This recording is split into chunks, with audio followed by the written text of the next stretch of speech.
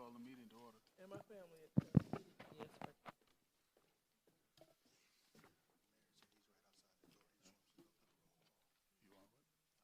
sir. You want what? Okay, we go ahead. Yeah.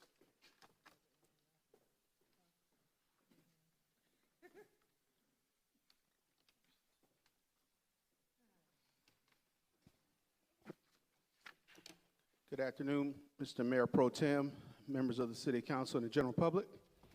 This is the roll call for the March 26, 2024 work session of the City of South Fulton City Council. The Honorable Catherine F. Rao, District 1. Present. The Honorable Carmelita Gums, District 2. Present. The Honorable Helen Z. Willis, District 3. The Honorable J.C. Sebastian, District 4. Present. The Honorable Keosha B. Bell, District 5. Present. The Honorable Natasha Williams Brown, District 6. Present. And the Honorable Linda B. Pritchett, District 7. Here. And the Honorable Mayor Khalid.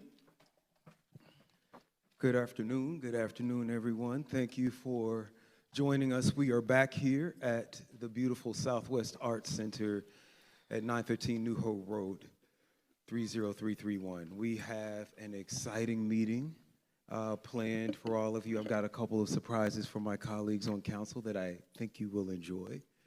And we're going to go ahead and get started now. So, Mr. Clerk, please sound the next item. First item on this evening's agenda is a presentation and discussion, traffic calming legislation, Department of Public Works.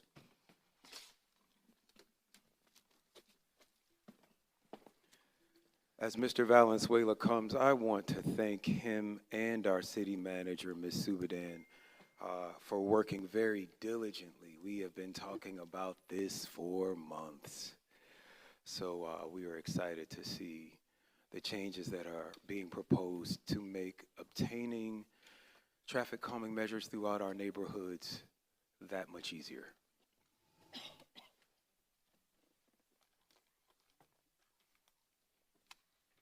Good afternoon, Mr. Mayor, City Council, City Manager Sudan, and the residents of the City of South Fulton.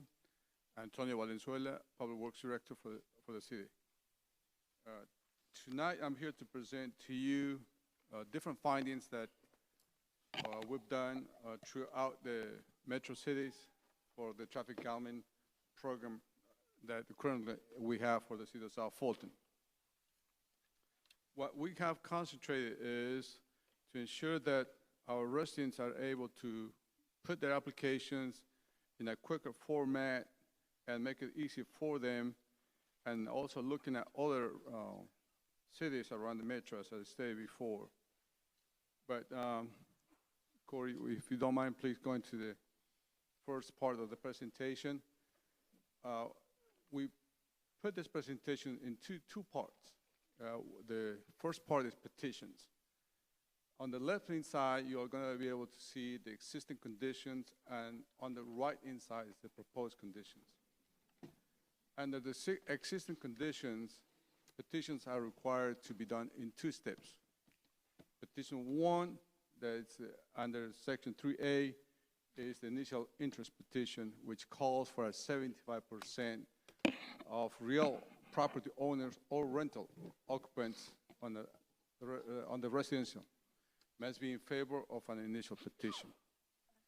Step 2 is that the 80% of the owners in the neighborhood and 90% of the property owners along the affected road are in support for installation of traffic calming devices. That's also listed under Section 10F. If we go back into the right side, before I jump into the application format, is what we're proposing to you for your consideration is to, when you look at the petitions requirements, to make it one petition. Instead of having 75% and subsequent petition of 80% and 90%, we're recommending that the petition should be at 50% plus 1 of the property owners or renters in favor to initiate a traffic study and then authorize installation of traffic calming measures if warranted. When it comes to the application format, we have it's a divided request that we received. Some we still want to have it on Adobe PDF, some want to have it mailed to them, and some want to have it online. So we, at Public Works, we are flexible, and we have provided on those three modes of information. So currently, under the existing conditions, is paper copy and Adobe format. And the applications going forward, if this gets approved, will do an online format, but still make it available in Adobe and hard copies. What will do these changes under the petitions if this gets approved going forward? Well, we've assessed what we received before, and out of 20 applications received to date, 6 were approved and 14 were denied prior. If we move with the 50% plus 1, the application will change of about an increase of about, I believe I calculated at 60% of what we had before.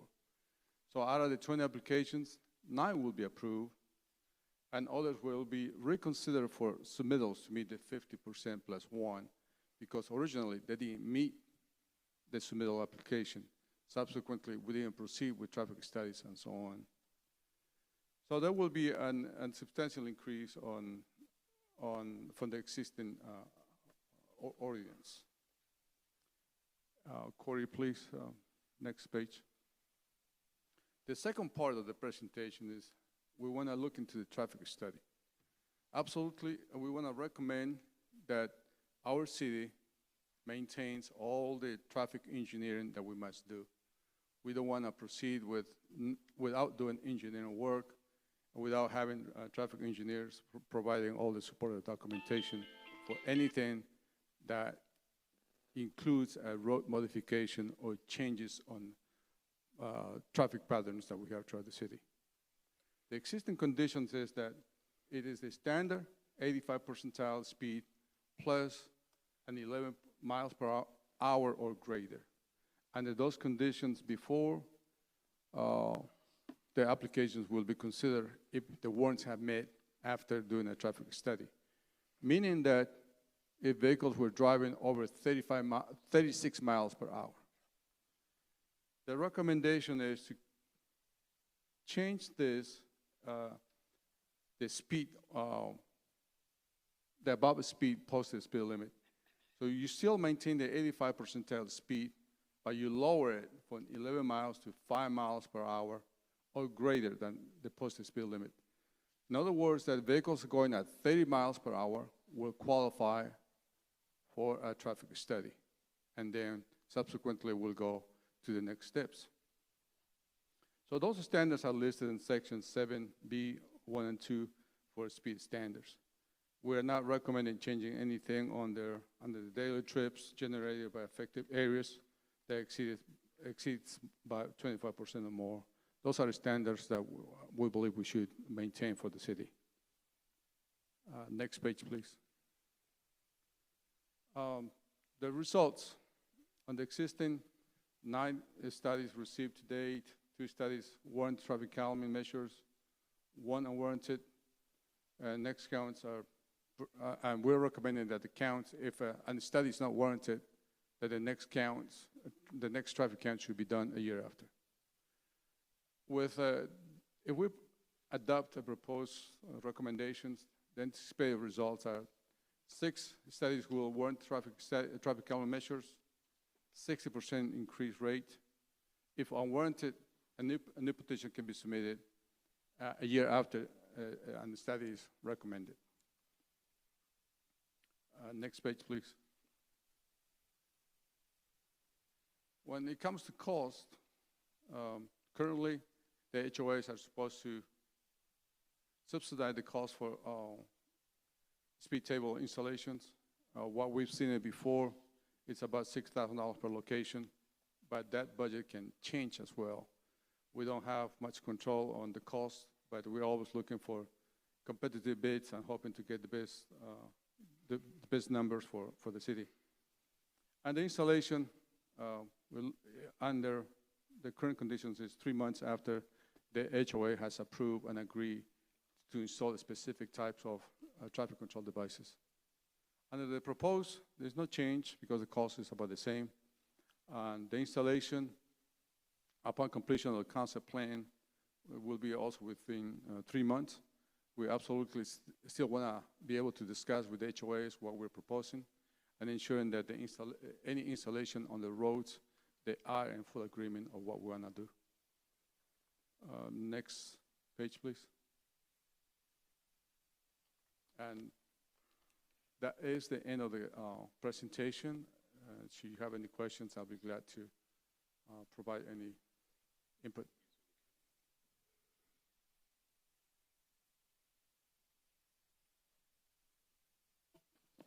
The chair recognizes District 2 Councilwoman Gums.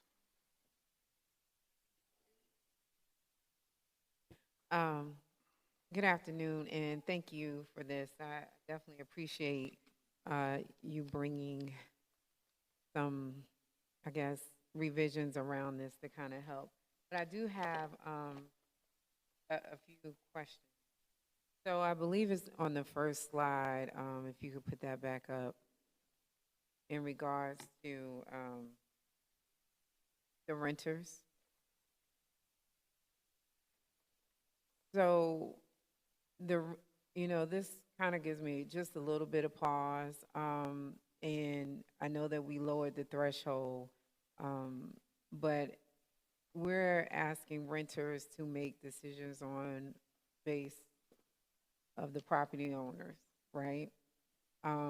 That's a cause for concern. And for me, I'm trying to figure out how do we navigate through that. Certainly if it is an absent property owner, or if there is a non-respondent property owner, do we give them a certain amount of time before renters can weigh in, or like is it a 10-day clause or something? Because I just feel a little uncomfortable for that to allow a renter that is in a contract with a property owner per se, if they're not a squatter, to be making decisions on their behalf. Have we gave any thought around that? You ask a really good question, but the actual ordinance, that's what it calls. We're not recommended to make any changes or so on, but you are absolutely right, because you don't want renters to make a decision for property owners, right? Mm-hmm. That's something that I think it should be brought up for further discussion, and then we can go from there. But Okay. That's what the current ordinance calls for it. Okay.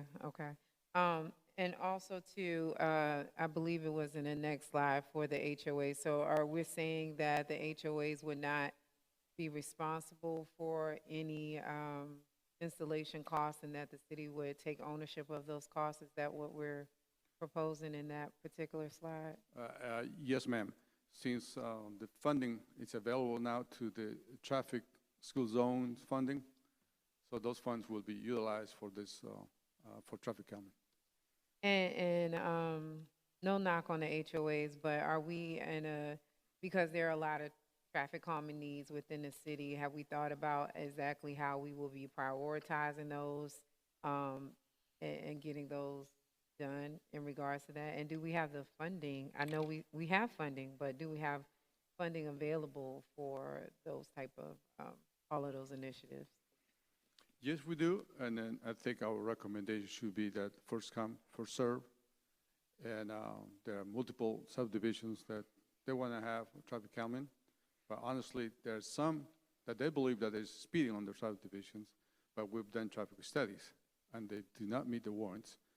So those studies will be shared with them, and then we'll be able to, if it doesn't meet, just provide to them all the technical information, and then move on to the next application that we have. And There are some that I'm sorry to cut you off, there are some that are more proactive than others. So others just submit, then we have to stay behind them for them to provide us updates on their applications and so on. Sometimes the presidents of the HOS provide these bills, and then they change presidents, and things go in different directions. And lastly, I think when we went through this exercise before, it was a capacity issue as far as having enough staff, because I'm assuming once this goes live, that there will be a number of people actually applying to get assistance as far as traffic calming. Do we have the staff so we won't be able to have backlogs the way that we did before? Will this be in-house or are we contracting out? Can you share some thoughts around that as well? If we, well, going forward, actually, like a year ago, traffic engineering has been done through our consultants, but we have a full-time traffic engineering. So we're not necessarily outsourcing that side. We're paying as an outsource, but it is working with us. We don't have it as a part-time. We have it as a full-time engineer. The parts that we'll be paying for it will be the traffic counts. We'll be paying for traffic counts as well as for the installation that will be the speed tables and anything done for striping and signage that's needed. I think it's much better to put a full package when you're going to request and approve traffic calming. You know, encompasses paving, encompasses traffic signs, stripings. So there are different steps that needs to be done. And did you say that the process will take about 3 months from start to decision making? It will be after the approval, after the presentation and having an agreement with the HOA. It will take us about 3 months. 3 months to install. To install, yes. All right, thank you. That concludes my questions. Yes, ma'am. All right, the chair recognizes District 1, Councilman Dr. Rao. Thank you, and thank you for your presentation, Mr. Valenzuela. And looking in your presentation, it said that if we looked at what we already had on hand, we would have 3 more approvals for petitions and 4 more approvals for traffic speed analysis. Is it your recommendation for those who have already been in the queue that we just move forward on those if we know they would meet it under this new criteria? I think it's something that, you know, HOA's change management. They have different people move in, move out, different presidents and associations. Will definitely recommend that we go back to them and request from them an update on who is representing now that particular HOA. And then if that's the case, we should be able to move on faster on that particular direction. Let me just say this. I think we should reconsider that because we have had many neighborhoods who have been advocating to address their speed issues in their communities for some time. And I would just hate for them to have to restart start all over again. At least the ones that have submitted that would meet the threshold. Right. We will not start all over. Okay. We will just ensure that that the primary point of contact is the right person, the right president of the HOA and so on. So we have a proper communication with whoever might be in as a president. Okay. Well, I'm okay if we look back at least the last couple years and not make them restart this process over again. I'm good with that. And then I have another question. You said about 6,000 per table. That's the new the estimated expense. That's the speed cushion. I'm assuming you're talking about. Right. If that's the what we're speed going table. Yes. Per location. Per location, and since we all have money earmarked per district for pedestrian safety, it should probably, like you said, cover all of the ones that are currently in the queue. Yes, it should. Okay, then I don't have any other questions. Thank you. The chair recognizes District 4, Councilman Sebastian.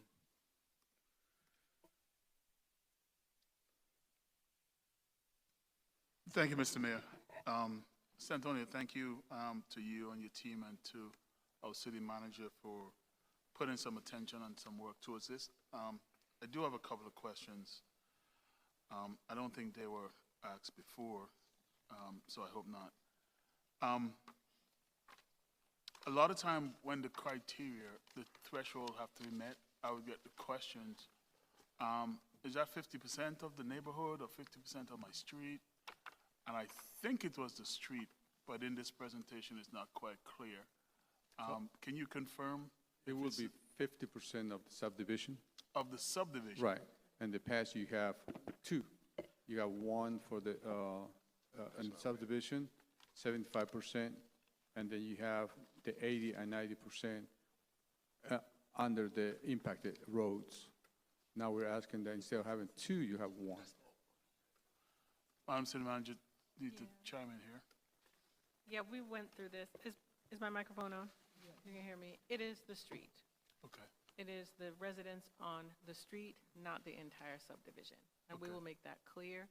And also to the earlier question, anything that is in the queue would obviously get priority. Those things that the work has already been done, they will be prioritized. Okay, thank you. And do we have a plan to deal with like roads that are long? For instance, if I think about Cedar Grove Road, it's an extremely long road and it goes through several areas that look slightly different. How would we handle a road like that if, say, the people between Rivertown Road and South Fulton Parkway need some traffic calming, or versus all the way on the other side where it started going to Chat Hills? So that's why we'll be working with the HOA presidents, and then we'll have to deal with each subdivision. And they are the ones that actually inform staff. These are the roads that we want you to look at. They don't necessarily ask for the entire subdivision. It's generally the entrance, the main roads to the subdivisions where we receive to be assessed for traffic calming.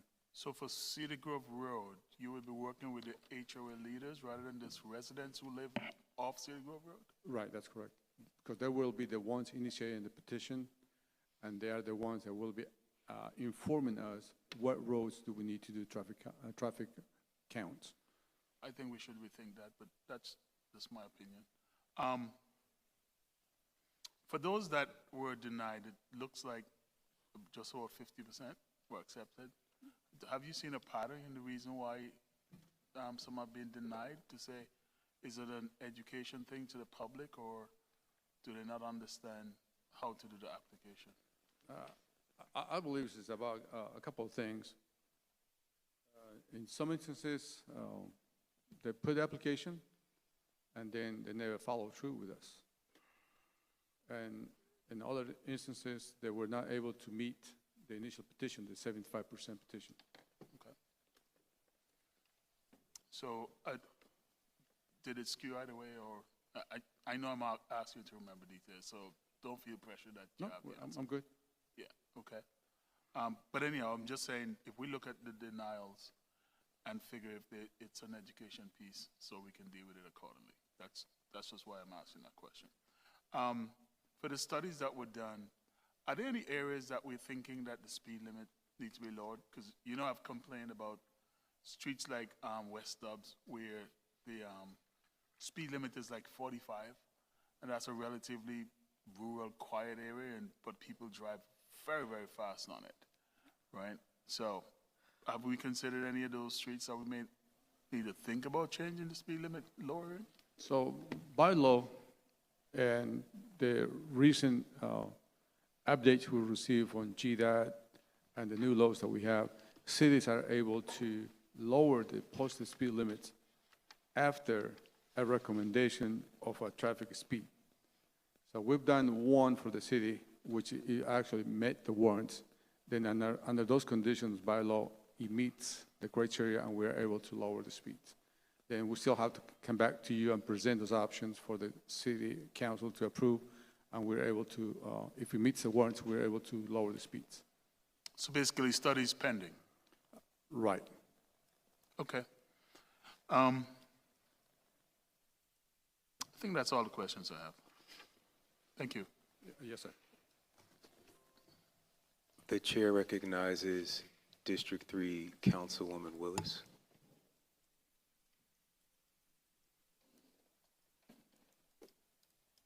Thank you. I just want to add some context around the renters, and why I do understand my colleagues' concern around the renters, but why I think renters should stay as they are in the ordinance. Number one, in a lot of our communities, we have a lot of investment companies that own these properties, and to try to get investment companies to be responsive has been a challenge. Also, sometimes to get people to respond that are renters to be responsive is a challenge. You have military personnel that could be overseas, to try to get them to be responsive to sign a petition can hold up the entire process for the neighborhood.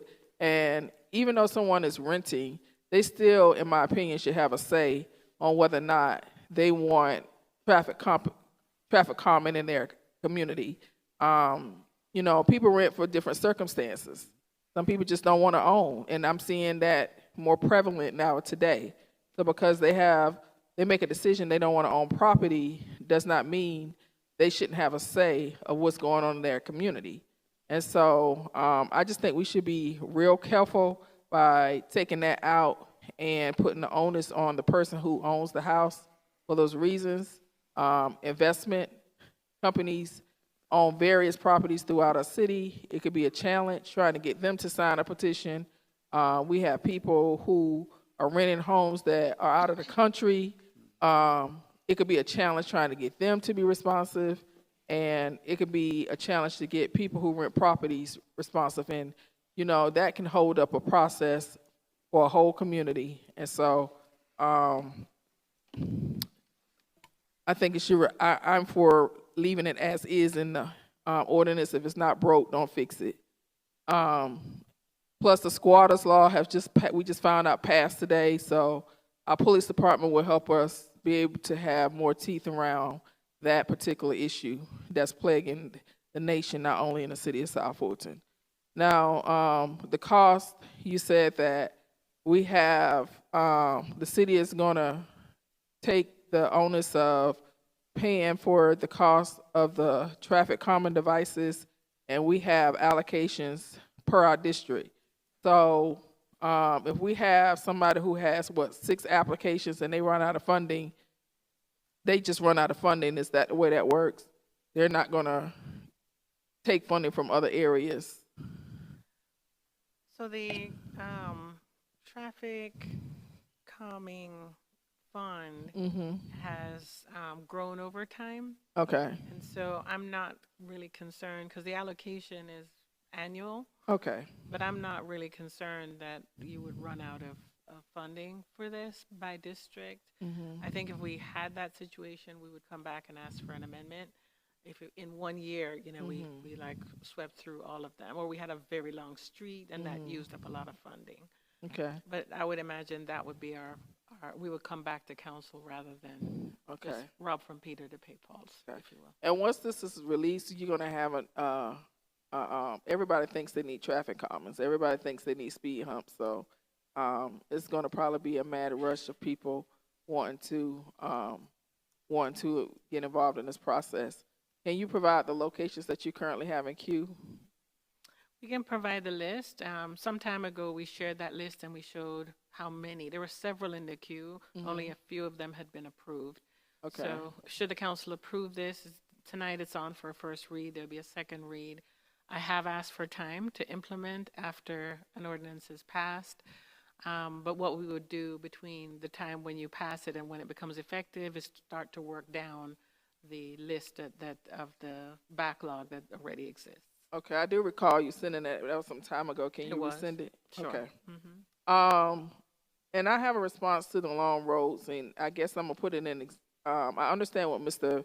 Venezuela is saying. For example, I'm gonna give you an example. Mason Road.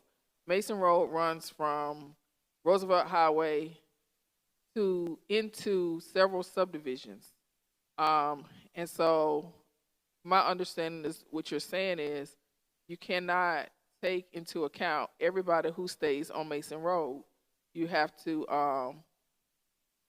for example, when you get to Creekside subdivision, you have to account for everybody who stays in Creekside subdivision on Mason Road if they decide they want traffic calming. Another example is Stonewall Tail. It runs through several municipalities, several subdivisions. And so, in other words, if we decide to put traffic calming or do a study on traffic calming in Stonewall Tail, and if it runs in front of several subdivisions, you will work with that subdivision that is that Stonewall Tail applies to. Is that what you're saying? You can't just take into account, you Right. can't determine you're gonna put traffic calming based on everybody that lives on Stonewall Tail, because it's a So- very long road. The difference is that Stonewall Tail or Enon Road or Butner Road or Mason Road, those are minor collectors. Right, While we're looking into the traffic elements and the internal subdivisions. right, And then if we want to do something into those minor collectors that you don't want to slow down traffic for different reasons, right? right, But perhaps we can do speed studies, which we don't need input from the subdivision residents. We can do a speed study like we've done on Enon Road, and we do at different locations.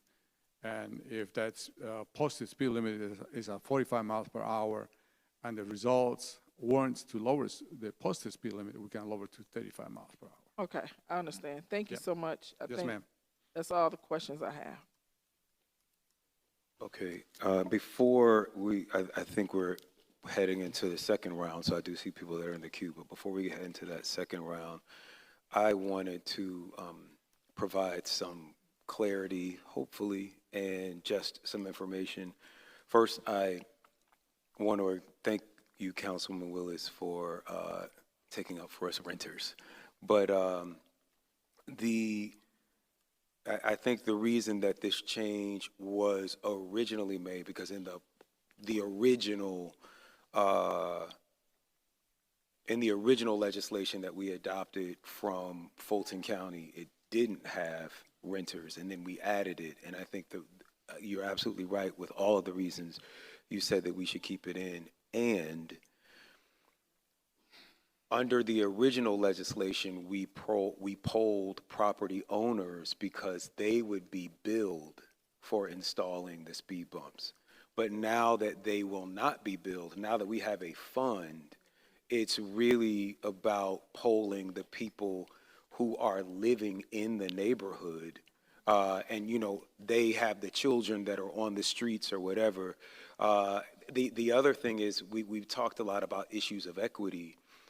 In some communities in our city, there are not 50 or 85% home ownership. And so when we talk about some of the applications that have been denied, some neighborhoods, some streets,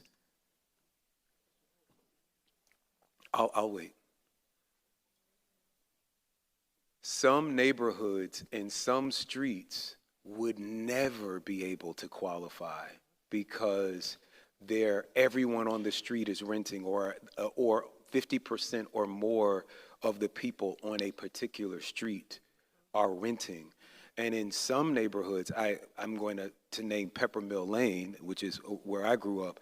That's where some of the worst speeding is happening. We have renters that have moved into these communities. Maybe they're young and they're speeding, and the few seniors that are left on that street, there's just not enough of them to get the speed bumps approved. And so that, along with lowering the threshold from 85% to 50%, and also, correct me if I'm wrong, City Manager Suberdan, lowering the speed threshold from 11 miles to 5 miles is helping people who were previously ineligible to become eligible.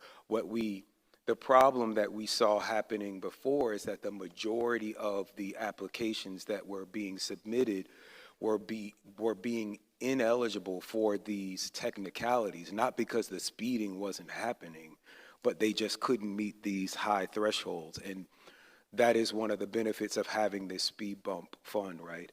Or this, traffic calming. I call it speed bumps because that's what folks in the street call them. I do think that it is important to yield to the expertise of our public works officials around, one, the affected area. I was asking you about a particular street earlier, Mr. Valenzuela, and I said, is it going to be the whole street or is it going to be? So I think before engaging in the petition, I would recommend the first step being talking to the Public Works office and having them give us what the affected area is, so that we're asking everyone that we need to ask, and we're not going outside of the affected area if we don't need to. That's what they are there to help do. And the second thing that I would yield to our Public Works officials on is prioritizing the projects. I believe that they should be first come, first serve in most cases, unless there is an area that you have found to be so dangerous. There are a couple of intersections. Councilman Williams-Brown, I know you're familiar with the street is eluding me now just because I called their name. In Old National East, where cars have ended up in this one resident's yard, I think 4 or 5 times in the past couple of years, they've literally had a car end up in their yard.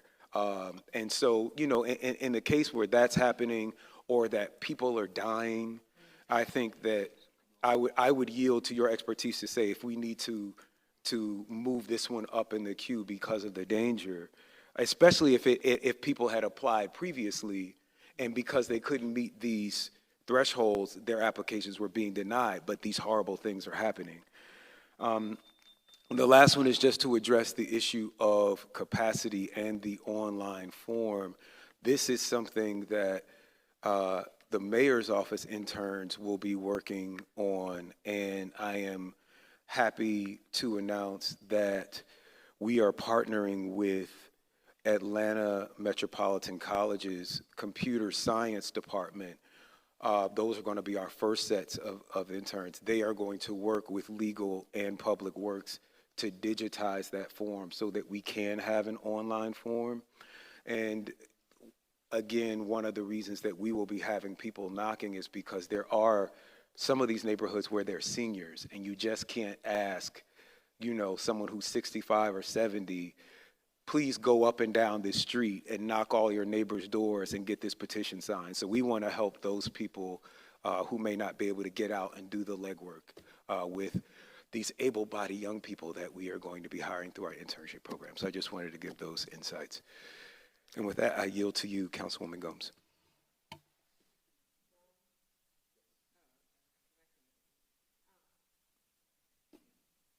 I do have a question in regards, what are the provisions for HOAs that have gone defunct?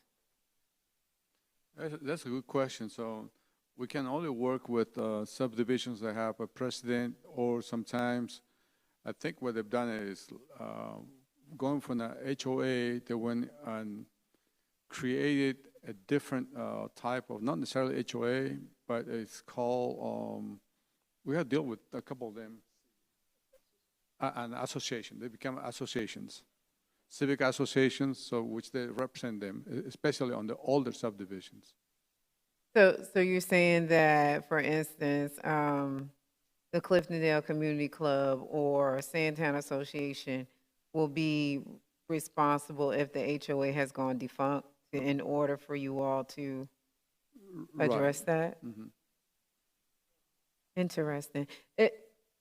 Again, this is the first reading. If the body is not in agreement of how they should substitute the HOA instead of an association.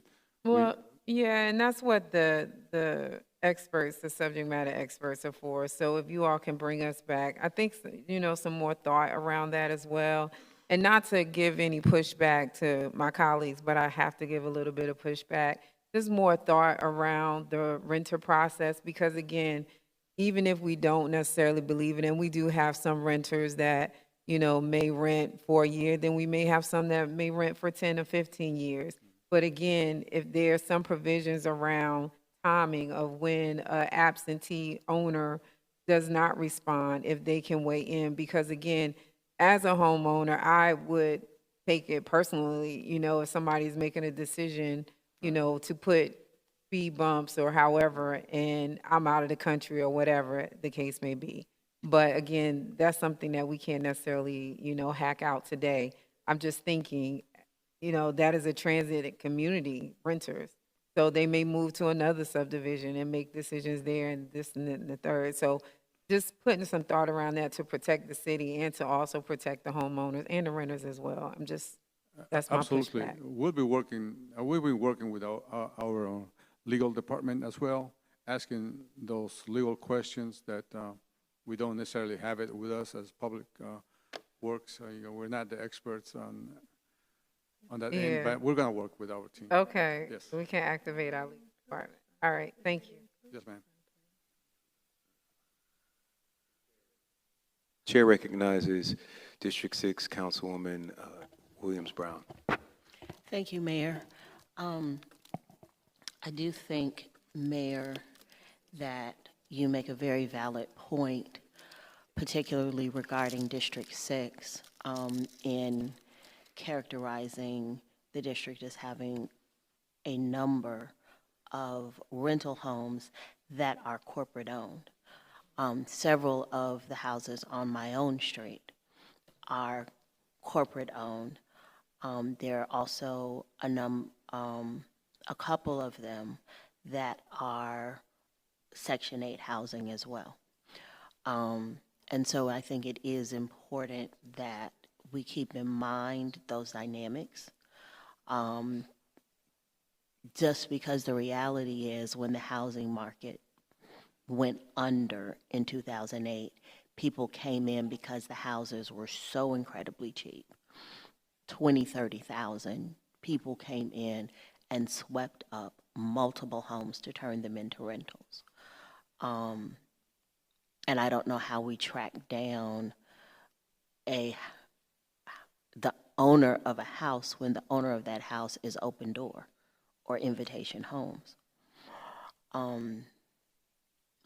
But I think it is also, it's very important that we try to remove as many roadblocks as possible, because I literally just had a conversation on Saturday with a resident on Kimberly Mill who showed me a video of a car losing control in the curve on Kimberly Mill, and taking out his mailbox, ending up in his front yard, taking off his mailbox for what he said was the 4th time that this has happened. And I've shared, I believe, that video, or if not the video, I at least shared the pictures of, requests that he had about what can be done to stop cars from speeding up and down Kimberly Mill.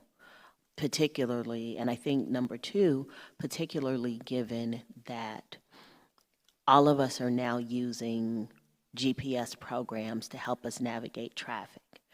Waze, I think, is the most popular, but there are others that are out there that when traffic gets bad, the GPS will route you through a neighborhood to get around the traffic. And where we did not have so much traffic on the streets of our neighborhoods, now we do, as people are trying to get around the absolute disaster that is trying to drive around Metro Atlanta. So there are a number of things that have to be factored in when we are looking at things like thresholds, owners versus renters, what driving is like in 2024 versus just even what it was when the city was created in 2017. But I think that the thresholds that are being proposed are reasonable. I know that I specifically have heard this in some very contentious meetings around what are we doing to address speeding. And I would hate to see us wrap this effort that we've been promising now for a year that we were going to do this, to wrap this up in debates about who's an owner, who's a renter, where do the renters come from, and what are we doing about corporate-owned rentals, knowing that 3 companies own 19,000 rental properties in the Metro Atlanta area. And I've got people that have cars ending up in their front yard, on a regular basis now. I yield. Chair recognizes Councilman Sebastian.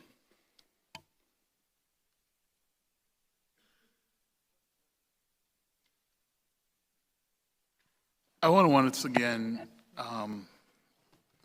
just mention this issue about non-HOA streets and non-HOA residents. I've heard from constituents before that as a city, we kind of appear to have this little bias towards HOA communities, which we have a lot of, right? So we do a lot of work with HOA communities. But if I just mention Hall, Bethlehem, Riverton Road, Hopgood, Herndon, West Stubbs, Cedar Grove Road, Ridgetown Road, they don't have HOAs in them. And these are all roads I can tell you in District 4 that the majority of them people speed on. People have died on these roads. So I just want us to think through this piece of those non-HOA homes properly, streets properly. I don't feel as if it's tight enough personally. And so with that, I'm just going to mention that, and I'm going to leave it with you all. Okay? Thank you. I want to clear something up as the author of the legislation for the speed bump fund and the person that's been working on this ordinance. The fund is for everyone. I'm not even sure where Mr. Valenzuela, you and I can talk, Madam City Manager, you and I can talk if there's any confusion. I think that we're clear.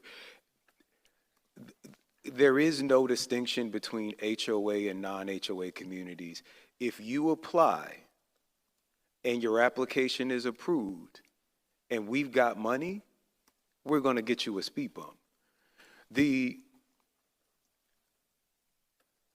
If there is an HOA that is well funded, they can purchase speed bumps on their own, right? With city approval, they can do them on their own. But the fund is for everyone. So I don't want anyone to think that there's any distinction or discrimination.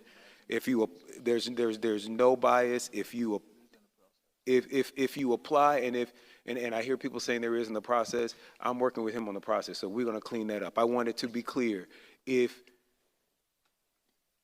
anyone, anywhere in the city of South Fulton asks for a speed bump and their application is approved and there's money in the fund, there's not going to be any discrimination about that. Like, and if that's not clear, I'm saying it as the author that we will make it clear. We have a first read tonight. There'll be a second read in 2 weeks. I don't want anyone to, that's just not going to happen. And so I just want to put everyone's fears to rest. We can have a conversation about the renters versus owners. I'll take a consensus when we do our first read tonight. But in terms of folks with HOAs, that is not on the table. That is not an intent of this legislation. All right, if all hearts and minds are clear, I will thank you, Mr. Valenzuela, and I will ask the clerk to sound the next item. Just, Mr. Mayor, to Go ahead.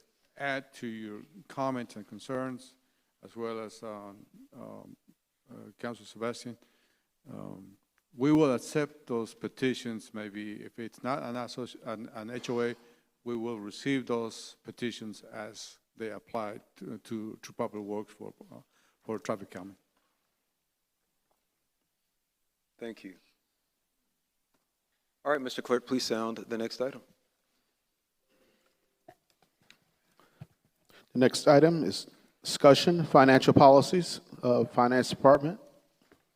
Mr. Green, Deputy Finance Director. Good evening, distinguished council members and Mayor, Madam Sudan, Mr. Hyman. Go to the initial.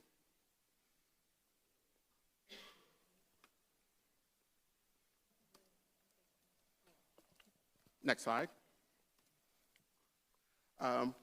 What we want to discuss are the City of South Fulton's financial policies in a process for updating our financial policies to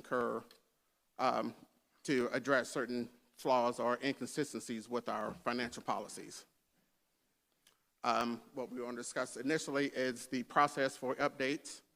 At the city manager's direction, the finance department is developing a financial policies manual. The 4 draft policies being presented today are the first in a series, and over time, a total of 15 chapters and/or policies will be presented for your review.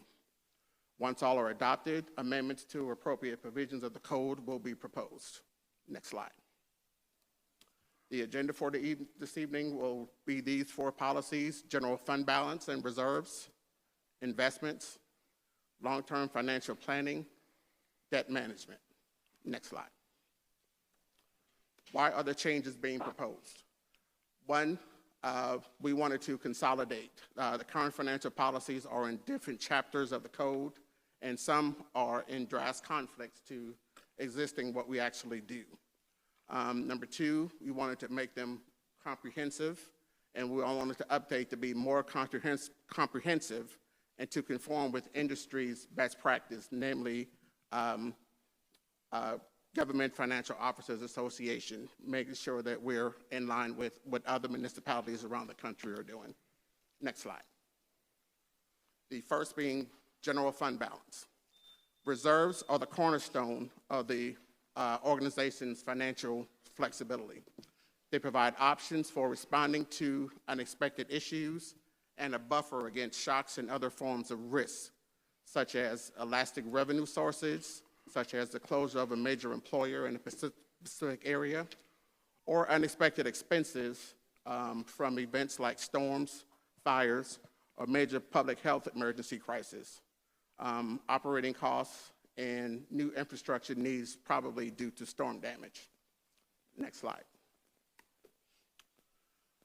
Fund balance strategy. Currently, we have no funding order dealing with our fund balance. What we're proposing is to have a funding order, with 1 being budget stabilization, 2 being responding to emergency disasters, 3 building working capital, and 4 capital improvement projects. Currently, 100% of the fund balance is unassigned. What that means is there are no restrictions on the fund balance as of such to date. What we're proposing is an allocation of fund balance. We want to set up 3 categories, 1 being fund balance that are restricted in use, number 2, rainy day fund, and then the 3rd being what's called unassigned, which is at our discretion. Thirdly, we want a targeted goal. The targeted goal currently is 12% of the subsequent year's budgeted expenditures.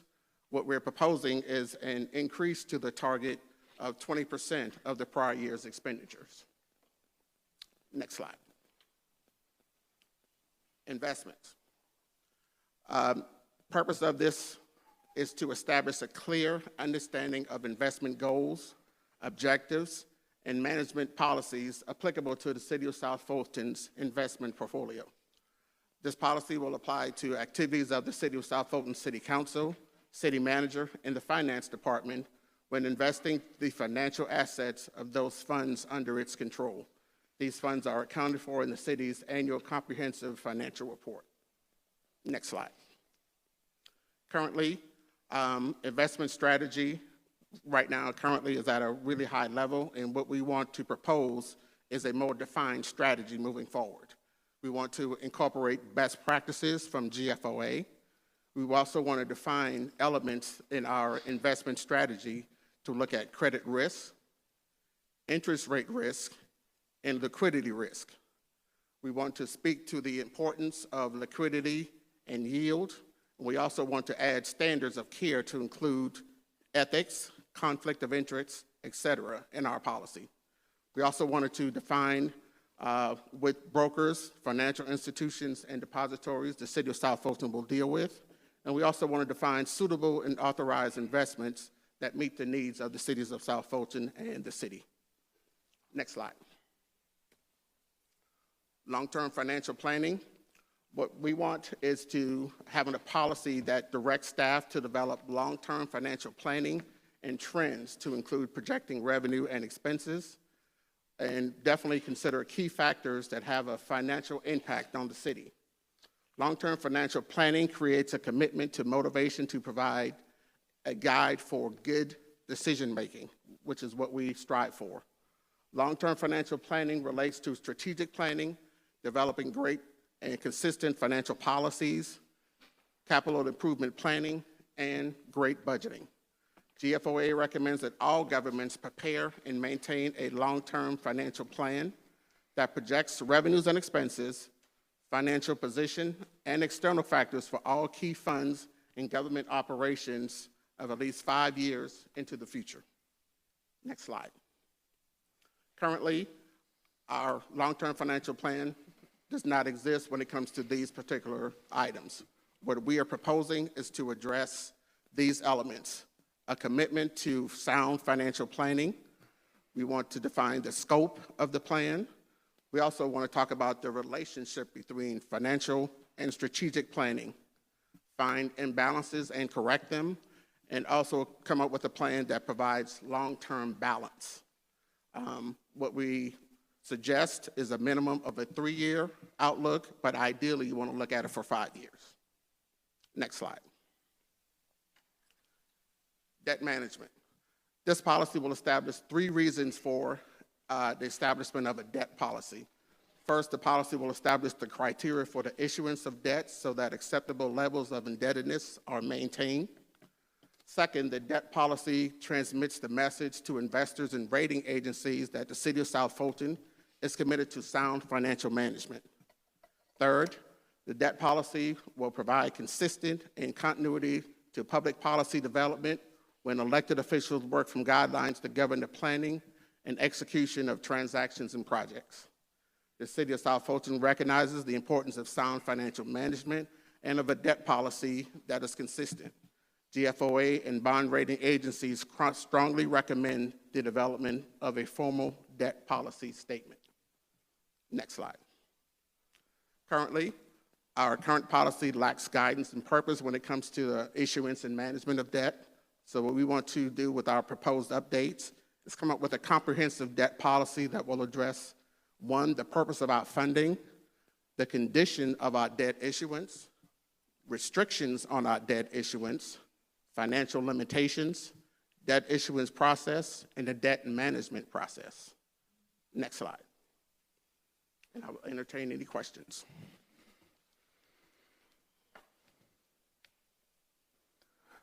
All right, the chair recognizes District 3 Councilwoman Willis. Thank you. This was a great summation of what we're heading towards. How will this position us to secure a bond rating, and how long will it take us? Well, this tonight is being presented. The actual document that is our draft is like 80 pages. I'm looking for volunteers who want to read through the whole thing. I had a feeling we'd have some volunteers. Our goal is to get this adopted. We will be making some changes to our existing ordinance. So the fund balance is the first one, which right now it's 12%. We're going to be changing that to 20%, and it's on there tonight for a first read. And so we are very, very close to being finished with the fiscal 22 audit. Having a debt management policy that looks like this is a requirement as well. So we're doing all the things to put us in position, and I'm hoping to be able to come back to you with with a strategy we're taking to get ourselves a bond rating in the second quarter. Lastly,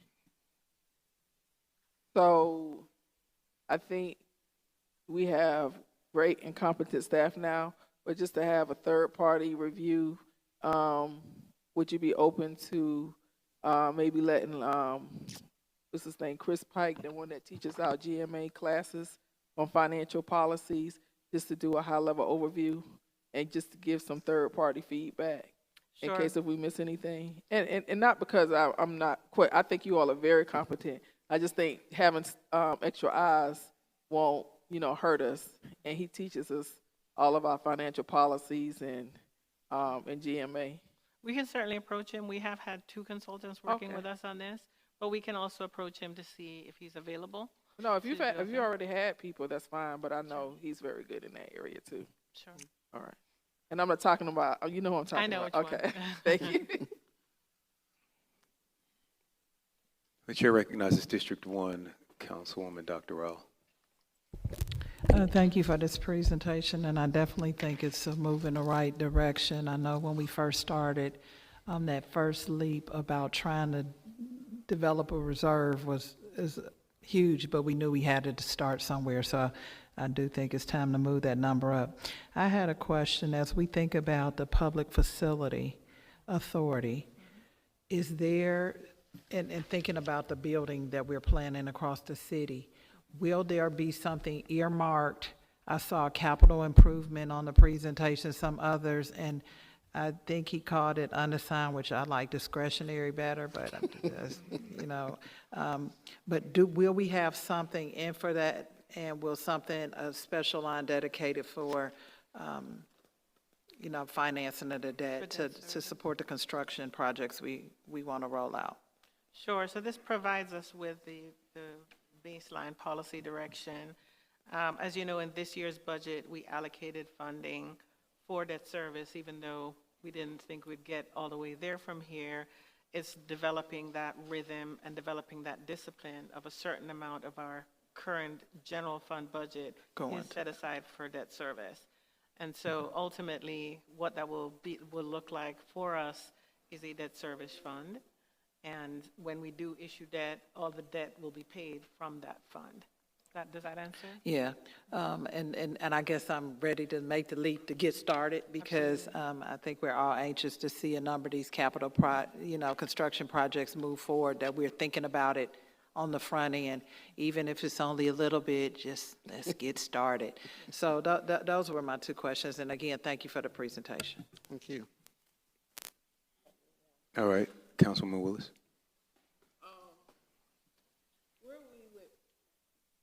Where are we with the ERP, like moving away from Edmonds as relative to our financial policies? And because I pulled some reports from Edmonds, and it hasn't been the most user-friendly tool, and it's just kind of hard to kind of balance our budgets from a city council point of view.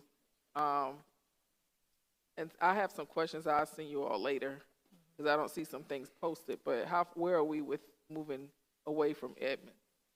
So we're in the process, as you know. So Rodney Green, who presented today, is our deputy CFO. We are in the process of recruiting for a CFO, and that is, they asked what are the top 3 things this person needs to do in their first 12 months, and transitioning us over to Tyler is high on that priority list. So we're actually looking for somebody who has experience with that, who's done it before. Quite honestly, with all of our other priorities, I don't think that it is something that's going to happen in this fiscal year. We are also working to transition from SAGES, and I think that's a little bit further along. And so our plan is to do that first, which is also a Tyler product. But I am also very anxious. When I get those reports too, they're very non-user friendly, and so we are anxious to see how we can make that transition to Tyler. Probably will be in the next fiscal year after October. Is Tyler the software? Is this on the ADP, or is this going to have everything? Is it going to have the platform for HR and finance, or is it's going to be a separate platform from finance? It would be, right now it's going to be the CDRA and finance. Okay, CDRA and finance. Okay, and so HR will still be on ADP? At this time, that's correct. Okay, all right, thank you. I asked that because they said they were going to put everything in one platform. Yeah. But I understand. Thank you. I'm sorry. This is kind of tangential, but do you have an update, Madam Subadan? I know we moved our money to, we diversified our holdings of accounts. Do you have a figure of how much we have saved or generated from that? Do you want to take that? Do you have an update or? I do not. I can get it for you in 1 second. I can grab my laptop and get it for you. Just an estimate of where we are. So we were at 4.5 million. I'm not sure if they've added February yet. So, you know, we're certainly taking advantage. 4.5 million as of February 29th. Yeah. We are taking advantage of the upswing in the market. Yes. And it is hedging our expenses. As projects come in, they do come in more expensive. Thank you. I just wanted to highlight that. I think that you have, coming here, you have just done wonders for our finances. And anytime I get a chance to sing your praises and the praises of our new finance department, thank you all so much for all that you have done and are doing, and all the money that you are saving us and making for us here in the city of South Fulton. All right, thank you. Mr. Clerk, will you sound the next item? Next item was executive session if needed. I will entertain a motion to go into executive session. I'd like to make a motion to go into executive session for litigation, real estate, cybersecurity, and personnel. Second. All right. Is there any discussion? All right, I do have just some. We have a zoning hearing at 6. No, the regular meeting starts at 5. We do have 2 zoning items in the regular meeting. But we don't have a zoning public hearing this evening. So our regular meeting begins at 5. Mayor, Yeah, we make that change next. I'm so confused. I'm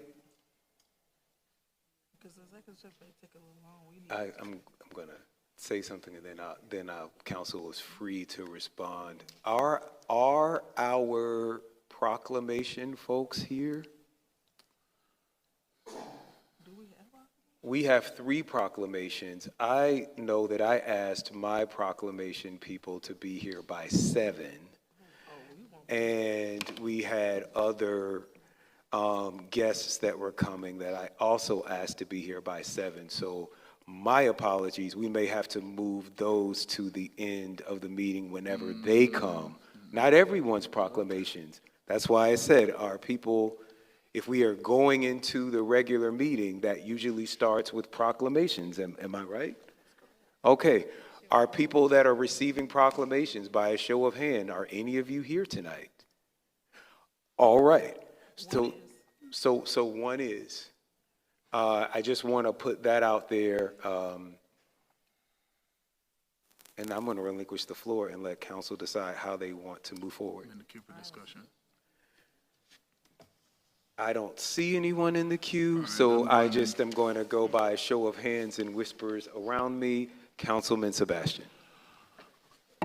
I think we need to have a short executive session because I think there's at least one item that we all need to get on the same page with and get a quick update, even if that's the only item we deal with. The chair recognizes Councilwoman Willis. I don't think we should go into executive session at this time. We advertise for our regular meeting to start at 5. I'm amenable to, when people come in, we can probably move the proclamations on down later on in the meeting till people get here and move on with the business of the people as advertised, and then have our executive session afterwards, because the topic that I know that Councilmember Sebastian is going to discuss is not going to be a short topic regarding real estate and litigation. So I think we should consider moving the proclamations on down in the agenda and then moving on with the business of the people. That way, when we're finished with the executive session, we all can just go home to our lovely spouses and significant others or dogs. No, she did. My dog is a significant other. Hey, Zion, I know you're watching at home. All right, so what I'll do is I'm just, the chair the motion on the floor. I need everyone, I can run this meeting. I can. I'm really good at it, I think, at this point. So if I see Councilwoman Gumbs' hand, the chair recognizes District 2 Councilwoman Gumbs. So the one proclamation is here. So how many do we have? We have 3, and one of the 3 and only one is is here. here. I would like to offer this suggestion. If we would like to open the meeting, approve the agenda, do the proclamation that's here, and then go through the rest of the agenda, then we will have an executive session. We clearly will have one. We've never not had one, apparently. But can I just get some consensus maybe around that? By show of hands, do folks want to open the meeting and handle what we can handle now? Yes. Yes. Okay, I see, Mr. Clerk, you have a better view than I do. I see 2. I see 2 yays, 3 yays, 2. Or To start the regular meeting now.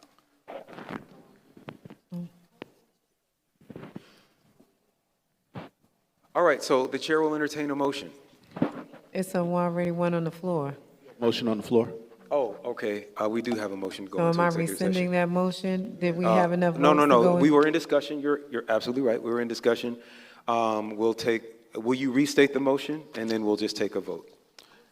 Here's a motion by Councilmember Gumbs, seconded by Councilmember Willis to go, Councilmember Rao to go into executive session for real estate, personnel, litigation, and cybersecurity. Let's do a roll call vote. Yes. Yes. Roll call vote, Councilmember Rao, Nay. Councilmember Gumbs. Whatever is best for the body. Is that an abstention? Let's say nay. Yes. Councilmember Willis, No. Mayor Pro Tem Sebastian, Yes. Councilmember Bell, Yes. Councilmember Williams-Brown, Yes. Councilmember Pritchett. Yes. That motion is approved. We are recessed at 5:14 p.m. All right, we will be back as soon as possible. For those of you all who are joining us in person, please feel free to look at our incredible closed story exhibit in the Southwest Arts Center Art Gallery. You may also want to check out the new district maps that will take effect as soon as the legislative, well, not necessarily as soon as the legislative session ends, but these will be the people that you will be voting for May 21st. So your congressperson, your state house representative, and your state senate representative may all be changing when you go to the ballot in May. You can check in the maps in the lobby right now to see what districts you have been drawn into by our state legislature. We'll be back as soon as possible. South Fulton, forever.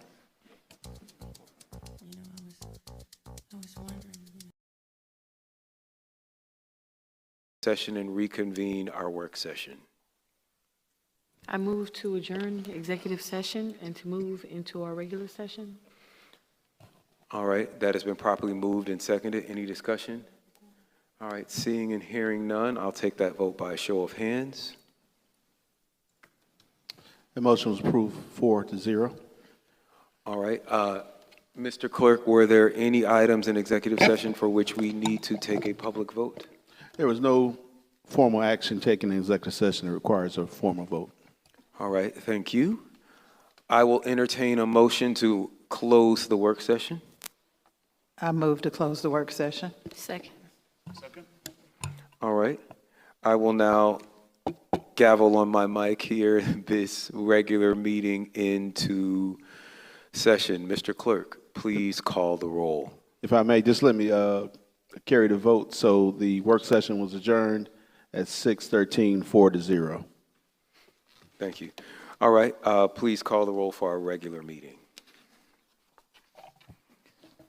It's a roll call for the regular meeting of the City of South Fulton City Council Tuesday, March 26, 5 p.m. The Honorable Catherine F. Rao, District 1. Present. The Honorable Carmelita Gums, District 2.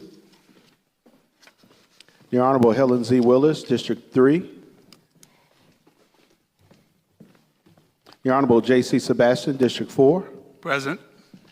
The Honorable Kiosha B. Bell, District 5. Present. The Honorable Natasha Williams Brown, District 6. Present. And the Honorable Linda B. Pritchett, District 7. Here. And the Honorable Mayor Khalid. Present. Mr. Mayor, you have a quorum. All right. Mr. Clerk, please sound the next item. Next item on the agenda is invocation. And come on down to that microphone there, please.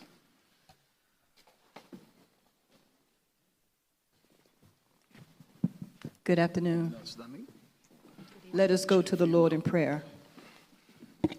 Come now, Holy Spirit, with all thy quickening power. Father God, in the name of Jesus, we come before you to say thank you, Lord, for this day. Thank you for your tender mercies. Thank you for your loving kindness. God, thank you even for your rain, God. Thank you that you didn't even see fit for us to be out under the bridge or laying out in the street, oh God, not because we've been good, but it's because of your continuous grace and mercy. Father God, unless you build a city, the workers' work will be in vain.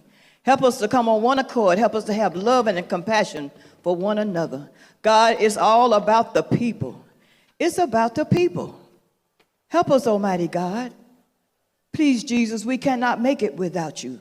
Strengthen us. Forgive us. Anything we said, done, or even thought that was not pleasing to you, forgive us right now.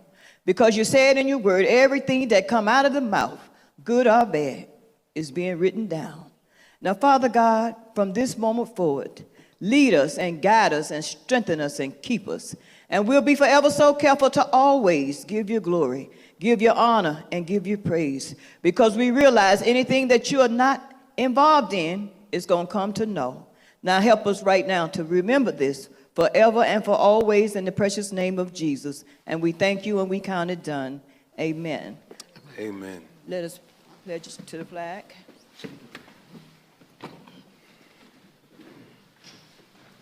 I pledge allegiance to the flag of the United States of America and to the republic for which it stands, one nation under God, indivisible, and liberty and justice for all. All right. Thank you, Mr. Clerk. Please sound the next item. Thank you. The next item on the agenda is approval of the City Council meeting minutes. City Council regular meeting minutes, March 19, 2024. City Council work session minutes, March 19, 2024. And City Council alcohol zoning public hearing minutes, March 19, 2024. I'll entertain a motion. I move that we approve the city council meetings as sounded by the clerk. Second. All right. It's been properly moved and seconded. I'll entertain that vote by a show of hands. Record that motion approved unanimously.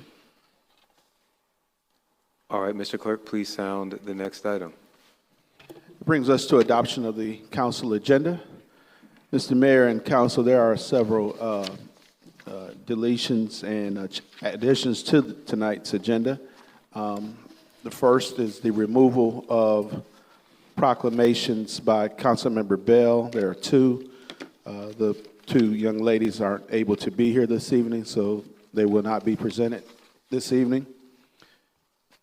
The mayor wishes to add a MOU, a memorandum of understanding between the city of South Fulton and Cali, Colombia, for language and cultural exchanges and commitment to mutually beneficial economic development, as well as a special event on April 12th, which is a screening and discussion of the documentary Freaknik.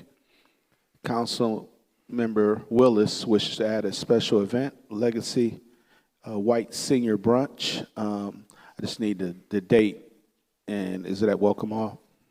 It's a partnership with Councilmember Gums, and it's going to be May 8th. Also, a town hall meeting to be determined in the month of April for District 3. Okay. And also, Councilmember Pritchett wishes to add a special event at the Economic Development Office on April 6th from 10 to noon, and this will be the false alarm reduction awareness training. Those are the additions that I received for tonight's meeting. Can you repeat one? I'm sorry? Did you say something about pre-K? Yeah, Yes, there's a screening. Oh, you want to Yeah, speak to we're working with Hulu to host a screening and discussion here with the director. Oh, Say that again. Okay, if we can just approve the agenda, then we can have a conversation about it when we get to the item. Yeah, But the agenda. yes. Point of order, Mayor. So it's a request for us to host an event? Is that what that was? I just want to make sure I heard clearly. It's a screening here. Screening? Yes. Okay. Yes. Not an event, just a screening. Oh, okay, yeah, because that'll be enough.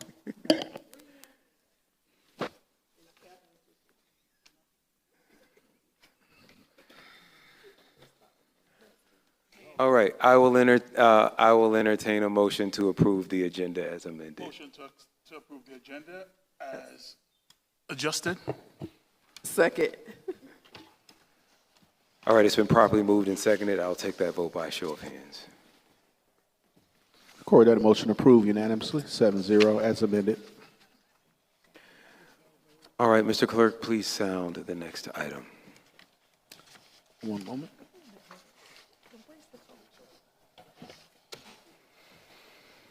Mr. Mayor, members of council, we have reached the public comment section, but once again, we did not receive any cards from the public for tonight's meeting.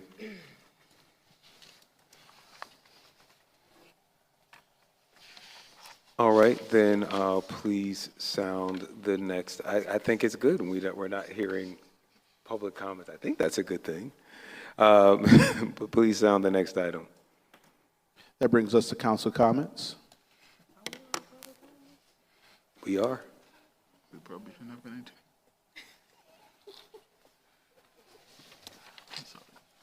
into. I'll start with District 1, Dr. Rao.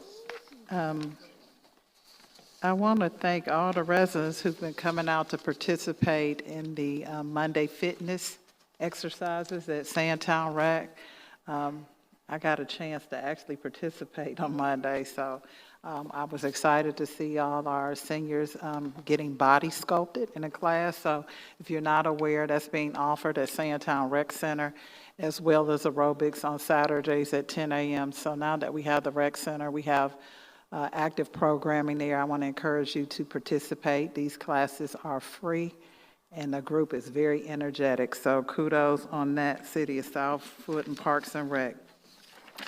In addition, I want to thank all the parents who brought their children out to support the city's Easter extravaganza at Sandtown Park. We had a huge turnout.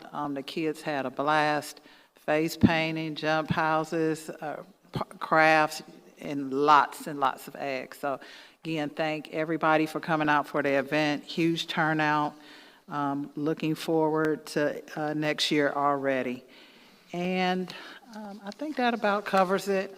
Again, stay engaged and stay tuned for the upcoming bingo we have at Sandtown Rec on April 19th. We're looking for a big crowd. If the grand opening for Sandtown is any indication, I encourage you to get there early to get a seat. And other than that, that's it. Thank you. All right, and if you'll send me that link, Clerk Adams. District 2, Councilwoman Gomes. Well, I do want to give some kudos, especially for Deshaun, the guru. I think he sent a picture, and hopefully, Mayor, do you have the picture? Maybe you'll show it in your comments, where the class is growing. Yes. At Sandtown. Yes. So I do encourage you all to go and get your body right. The summertime is coming. I don't know what you seniors have what you all have going on this summer, but a nice workout would be great. But it is fun. You get to meet other seniors from the community as well and make new friends. So please go out and support. The bigger it gets, the more resources you'll get.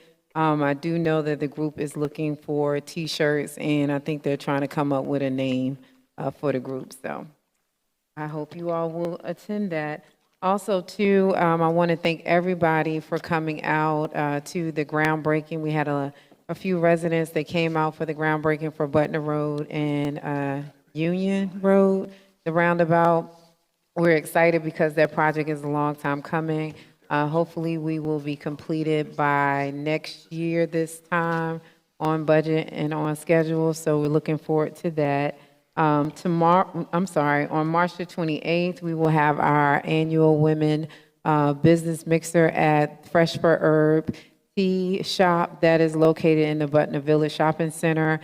This is our third annual event, and we have a lot of fun. We have women that come across from all over the city that have businesses to network, share, best business practices and things of that nature. So we are looking forward to having that event. And again, that is on Thursday at 6:30 at the Fresh for Herb Tea Shop. And if you've ever been there, they have herbs for any type of ailments that you may possibly have. The tea is awesome. So I do encourage you to come out and hang out with us. Also, too, we will be having a town hall on April 25th. The announcement as of the location right now is to be determined, but I'm assuming that would be at Wolf Creek Library. But we are in the process of that. So mark your calendars for April 28th for a District 2 Town Hall. And then lastly, on April the 27th, in partnership with Alpha Kappa Alpha, Alpha Beta Omega Omega, which is the City of South Fulton, AKAs, we will be doing our bulk trash cleanup. And hopefully we will also be recycling electronics as well on that day, free to the city for the residents. So look forward to more information for that. If you have any questions or you're looking for more information or just to follow what's going on in District 2, please follow me on Facebook, or you can also follow me on Instagram at I am Carmelita Gumbs, or you can go to the website, councilwomancarmelitagums.com. Have a good evening, and hopefully we won't be here that long. Thank you. All right, District 3, Councilwoman Willis. Thank you for recognizing me. I want to thank Parks and Recreation for all your hard work for the Sandtown Easter egg hunt. I did attend, and it was very well organized. Kudos to you guys, and good job. And thank you for all the District 3 residents that attended and participated in the groundbreaking of the Union and Butner Road on March 28th. And we got to do something about these conflicts that keeps happening, Councilmember Gumbs, because I'm going to miss your women's event because of this.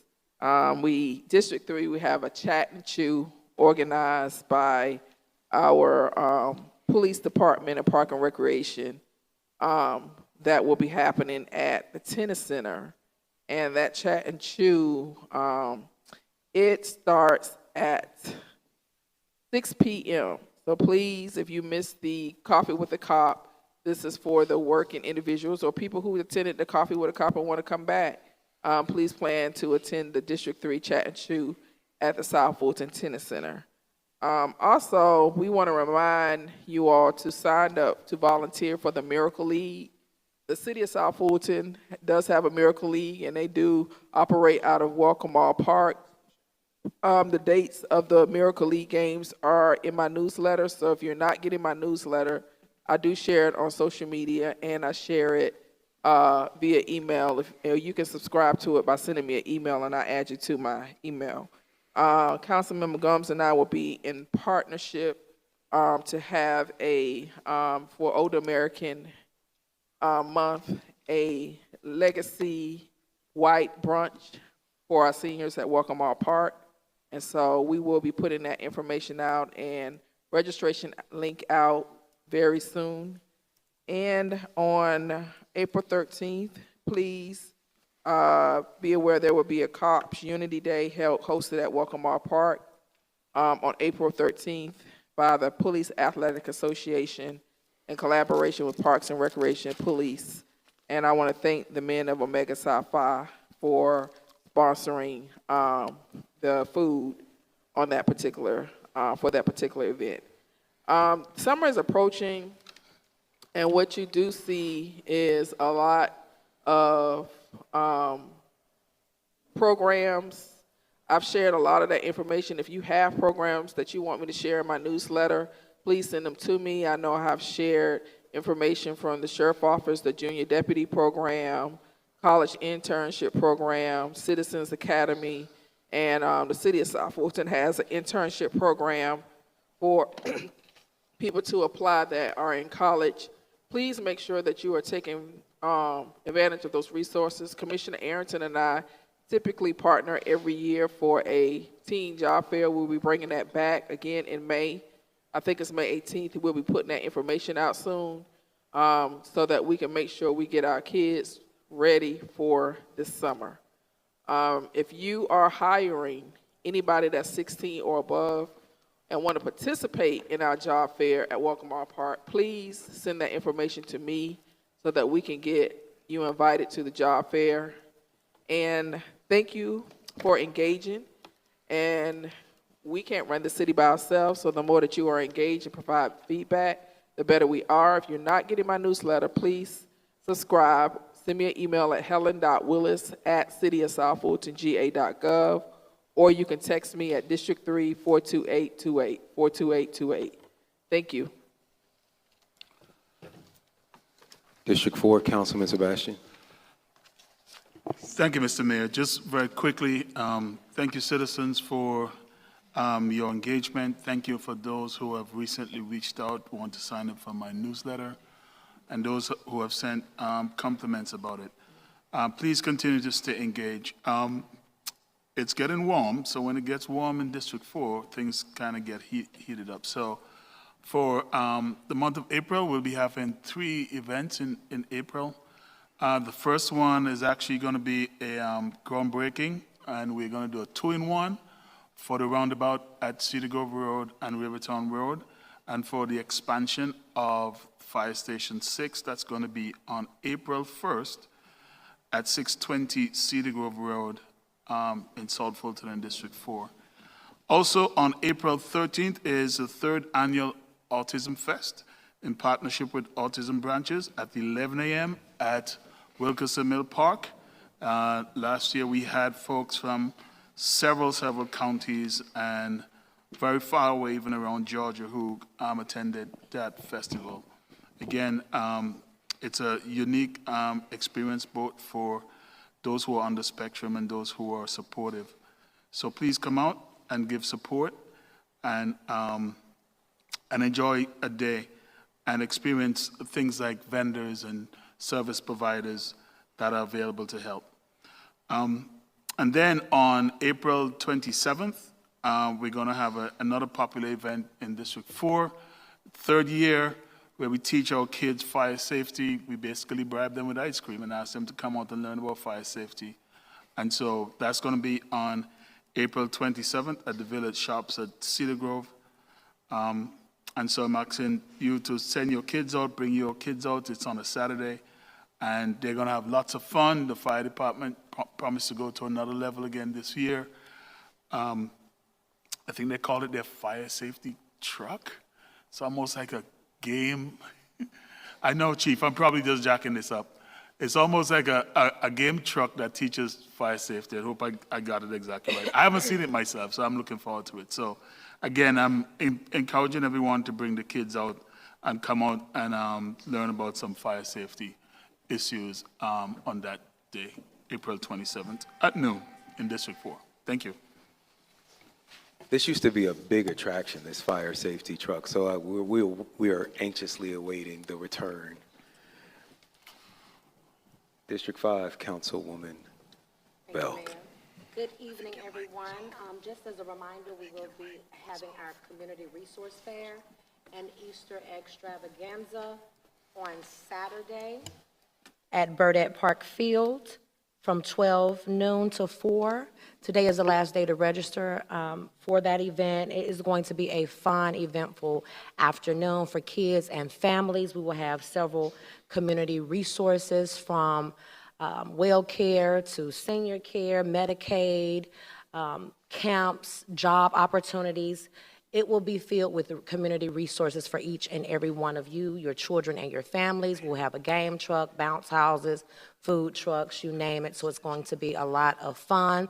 So please come on out and enjoy this afternoon, a safe and peaceful and fun and eventful afternoon at Burdette Park Field. Again, on Saturday, March the 30th from 12 noon until 4 p.m. We are gearing up for our second annual Earth Day. That will be on April the 20th. So please come out, support Ms. Kendall Ray. In addition, forthcoming, we will be having in District 5 a District 5 business-to-business town hall for those businesses in District 5, alongside our City of South Fulton Police Department and other departments will be in attendance so that we can discuss the businesses, what the concerns and the needs are for District 5 as it relates to our business owners, business plazas in District 5. In addition to that, we will be planning our next and upcoming resident District 5 Town Hall meeting.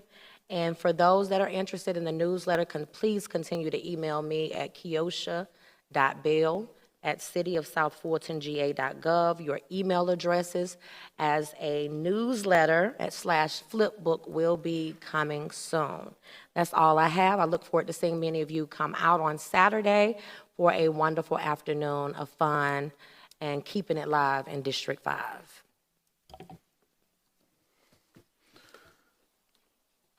District 6, Councilwoman Williams-Brown. Thank you, Mayor. Very quickly, I would like to thank the residents who came out last Saturday for bingo. We had a outstanding time. It was a completely full room and with a lot of fun and laughter and prizes that were given out on last Saturday as well. I would like to thank everyone who came to the town hall just this past Saturday to meet our new city manager and ask questions that you had of her. Again, completely full room and lots of good questions, lots of good dialogue. And so thank you for supporting both of those things. As always, if you are not getting my newsletter, please send an email to natasha.williams@cityofsouthfultonga.gov so that you can be added to the newsletter. Thank you. District 7, Councilwoman Pritchett. I am very pleased to report that the light on Peters Road is now active. Peters Road and Highway 138, that was also a dangerous intersection, and we heard the people's cry, and so hopefully between the light on Peters Road and the light on Bethsaida Road, hopefully we can make our community safer for people to drive on. Also, we will be having a false alarm reduction awareness training. For those of you who may be familiar with the Cry Wolf program, which is a false alarm reduction program, we have amended that, and we're just waiting for the mayor to sign it so that it will go into effect. But we would like to make sure that residents who do not understand what this program is, that you can get training, and also that you can have any fines that you have received in the past that you have not gone to court for, where those fines can be reduced by your attendance in this training class that will be taught or presented by our police department. Also on April, and this will be at our Economic Development Office, again on April the 6th, that's a Saturday, from 10 a.m. to 12 noon. We also will have a bulk waste and shredding day on April the 20th from 2 to 5 p.m. And this is because residents keep asking, when can we have another shredding day or another bulk trash day? Although we do have our Merck Miles transfer station that does allow residents to discard of their bulk waste, this is a free event where in District 7, over at the Tri-County Plaza, you can take advantage of this event. This is for City of South Fulton residents, and looking forward for you all to being able to discard safely your items. And also a reminder to anyone who is a homeowner and has not filed for their homestead exemption. The deadline is April the 1st. The county has homestead exemptions that start with, I believe, $30,000 off of your property tax assessment amounts. And the city also has several exemptions for seniors. So it's really important that when people ask, you know, what do we do for the residents? What do we give back to the residents? We do give back through our homestead exemption program. Also, the last time that we looked at this program, I think less than half or about half of the city's rooftops are taking advantage of this. So make sure that you apply before April the 1st so that when you start receiving your assessments, I believe that may come around June or July, it'll look better. Thank you. All right, I'm gonna go ahead and bring these up. I'm gonna try and give our clerk a break.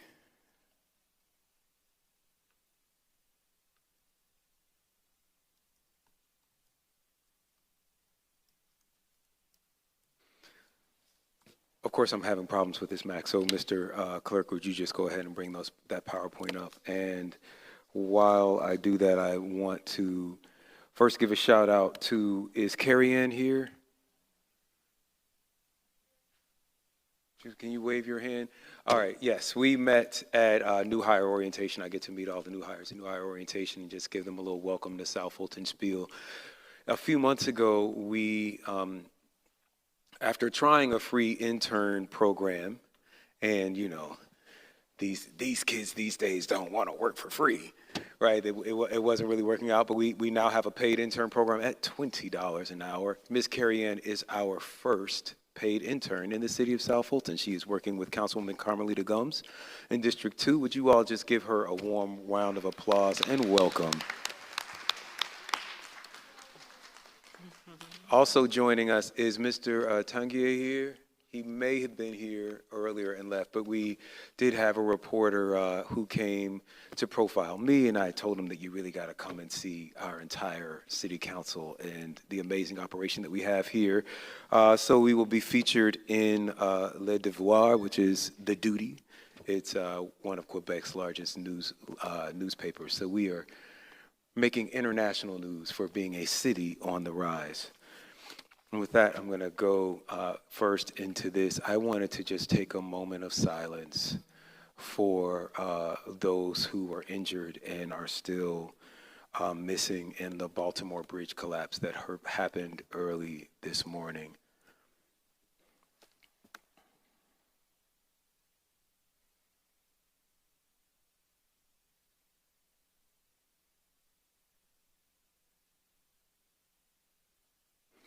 All right, thank you.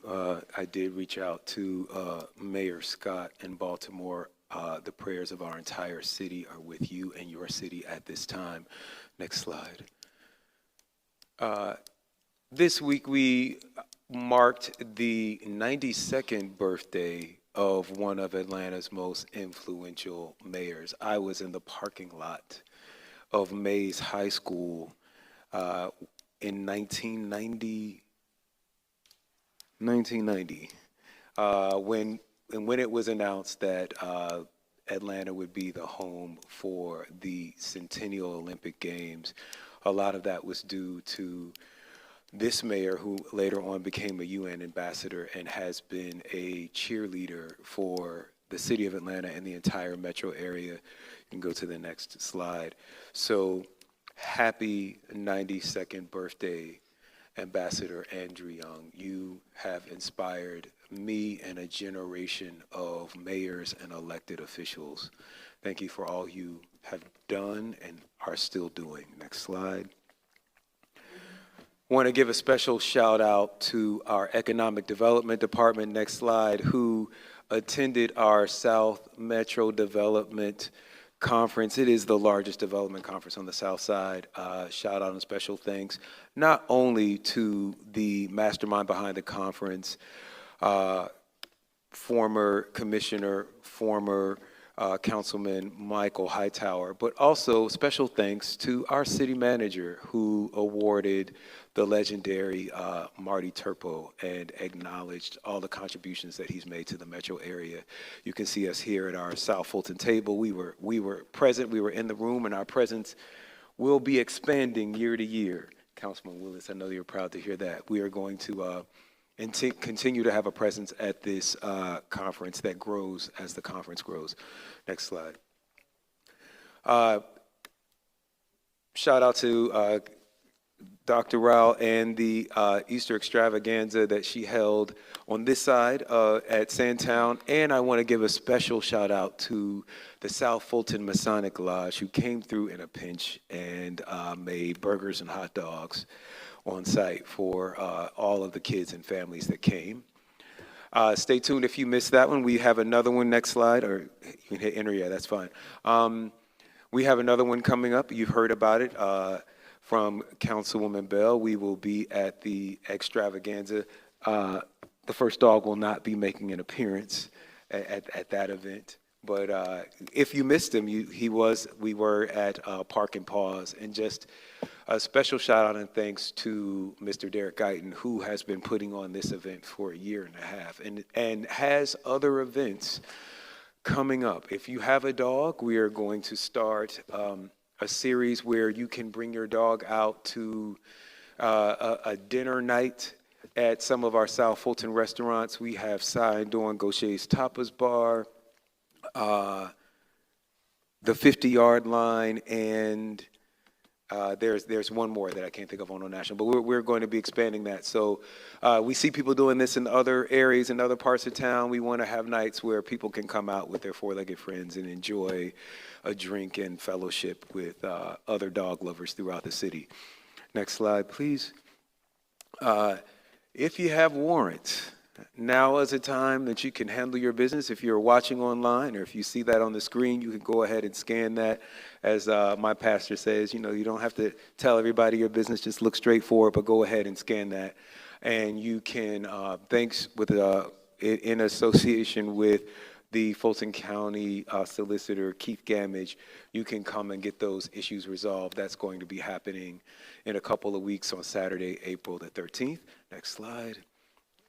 As always, you got to scan. Someone asked, where is it going to be? You got to scan to sign up, because we don't just want people showing up. We need you to register and have your paperwork ready so that we can do things in decency and order. As you have heard, we have some amazing Sandtown senior fitness classes. There are senior fitness classes happening throughout the city, but these were just recently launched.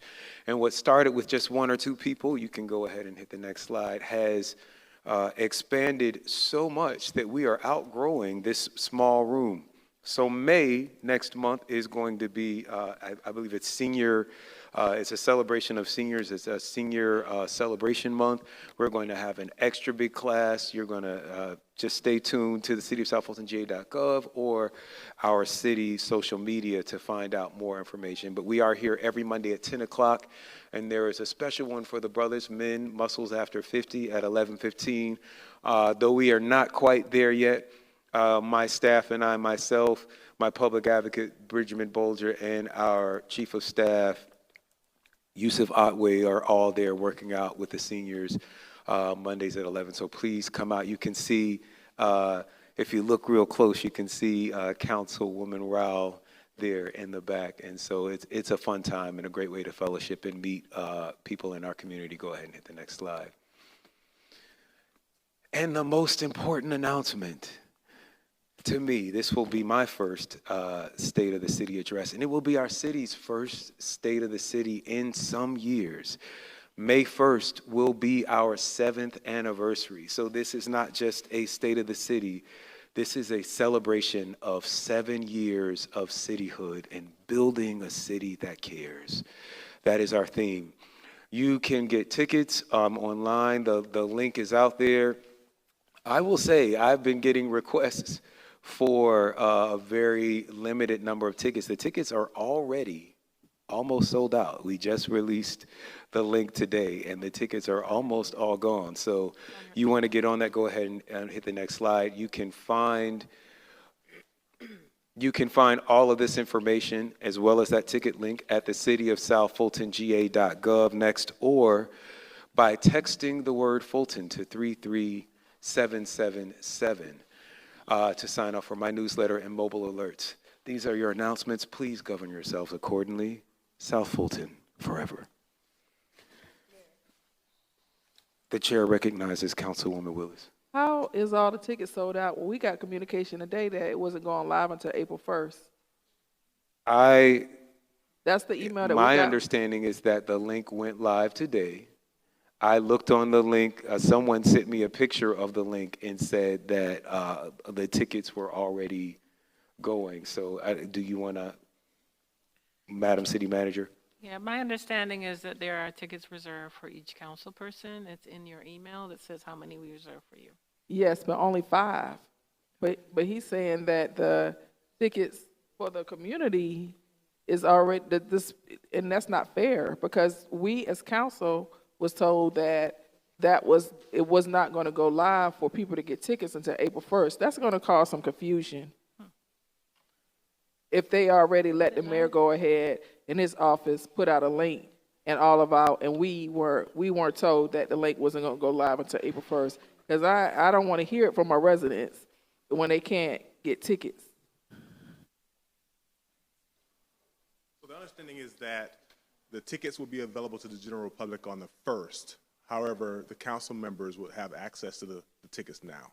So the link is not live? No. Okay. The link is. Well, I stand corrected. Someone sent me a picture and it looked as if we will get that looked into and corrected. Y'all said April 1st, so anybody cancel all of those people? All right, well, for more information on that event and the link whenever it is live, you can find that information at cityofsouthfultonga.gov. We need a bigger venue. All right, Mr. Clerk, please sound the next item. Thank you, Mr. Mayor. That brings us to proclamation presentations. The first proclamation presentation this evening will be a proclamation celebrating March 10th through the 16th, 2024, as AmeriCorps Week. This is sponsored by Councilmember Gomes and the full mayor and council.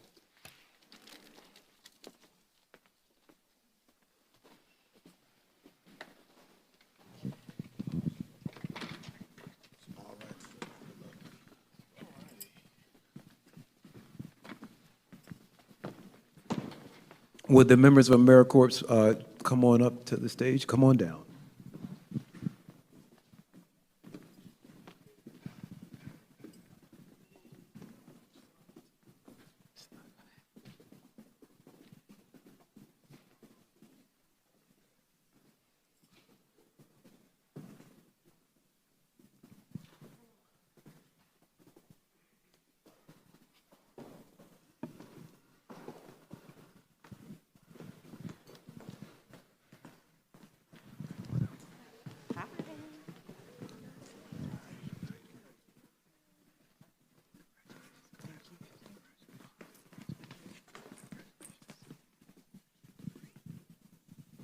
All right, I'm going to read this proclamation.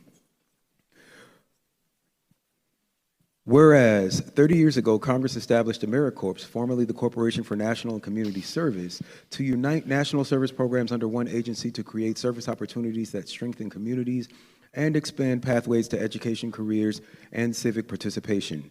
And national services is a hallmark of American culture and has the unique ability to bring people of all backgrounds together in a common cause to meet our country's most pressing challenges.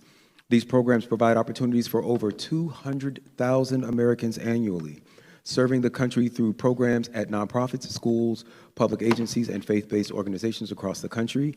And whereas the National Service represents a robust public-private partnership that invests in community solutions and leverages non-federal resources to strengthen community impact and increase the return on taxpayer dollars, and in South Fulton, Georgia, more than 80 members from AMPAC's Georgia Reading and Math Corps, AmeriCorps members of diverse ages and backgrounds helped to meet local needs at more than 30 elementary schools and middle schools in South Fulton, Georgia, by members giving back to their communities by tutoring and giving extra support for students. And whereas AmeriCorps members encourage collaboration and partnerships, leveraging millions of volunteers in service and acquiring the support of businesses, foundations, and other local partners to increase the effectiveness of their initiatives, and volunteering prepares AmeriCorps members for future careers, and their commitment to service communities reflects their dedication to patriotism of those who serve. And AmeriCorps Week is an opportunity to recognize the dedication and commitment of the over 200,000 members and volunteers who serve each year, with more than 1.25 million AmeriCorps alumni and their community service partners, as well as to encourage more Americans to follow their footsteps into service.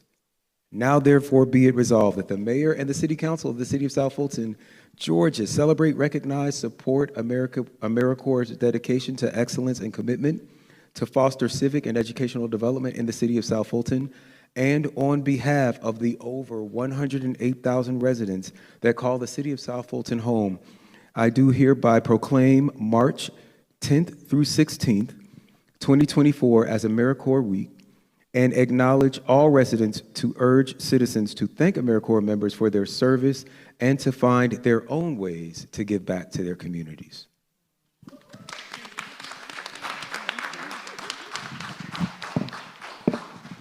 Thank you so much for the recognition and acknowledgement of AmeriCorps Week.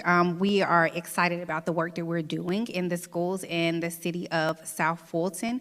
Our AmeriCorps members not only serve within the school, but they serve within the community as well. And so when you see us out, make sure you say hello and thank them for their service as well. Thank you.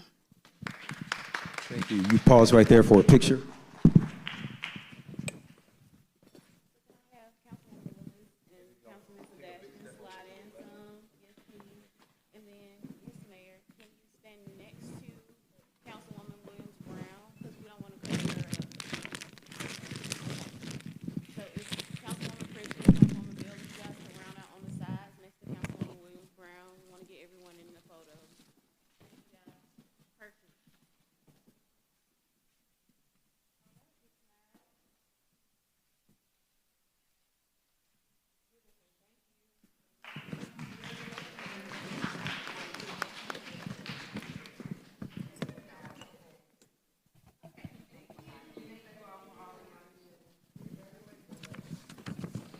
Next proclamation will be a proclamation presentation recognizing Barbara Mostella Oliver.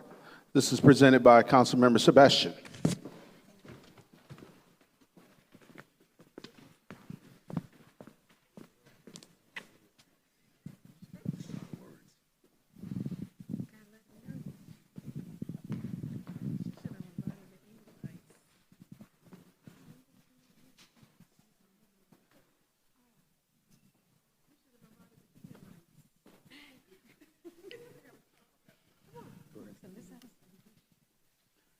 I call her Sister Barbara. I'm very proud to present this, by the way. And even if it's not here, I'm going to say it, that Barbara was one of the citizen soldiers in creating the city of South Fulton. So it really gives me great pleasure to present this to her. Come on, Mr. Oliver. Stand beside Sister Barbara. And the proclamation reads, whereas Barbara Mostella Oliver is a successful author who lives in Georgia with her husband, James. She writes in the fiction genre for the following categories: mystery, murder, romance, and suspense. Barbara has published a 3-book series titled, Who Would Have Thought? Book 1, Who Would Have Thought? Book 2, Consequences of Crime, Greed, and Love. And Book 3, Why Now? Was published February 21, 2024. Book 2 of this series was a shortlisted finalist for the Best Book Editors 2021 Award Ceremony, Best Cover. All books can be found on Amazon, and her author's business name is Barjum LLC. Whereas Ms. Oliver is a graduate of Alabama A&M University with a Bachelor of Science degree in computer science. She retired as a civilian after 30 years with the Department of Defense as a program manager from the historic U.S. Army FOSCOM at Fort McPherson, where the renowned Tyler Perry Studios now occupies. Whereas Ms. Oliver enjoys reading, writing, pickleball, spending time with family, traveling, and quilting when time permits. Whereas Ms. Barbara Mostella Oliver is an advisory board member on the Parks, Recreation, and Cultural Affairs for the City of South Fulton, District 4, a member of Alliance of Independent Authors, ALI, member of Worldwide Women Association, WWA, and Zeta Phi Beta Sorority, Incorporated. Now, therefore, be it resolved, the Mayor and City Council of the City of South Fulton honors and recognizes Barbara Mostella Oliver for her many contributions and achievements as a woman trailblazer in the City of South Fulton. On behalf of over 108 residents that call the City of South Fulton home, the city hereby proclaimed Tuesday, March 26, 2024, Barbara Mostella Oliver Appreciation Day, and encourage all residents to extend gratitude for her remarkable service.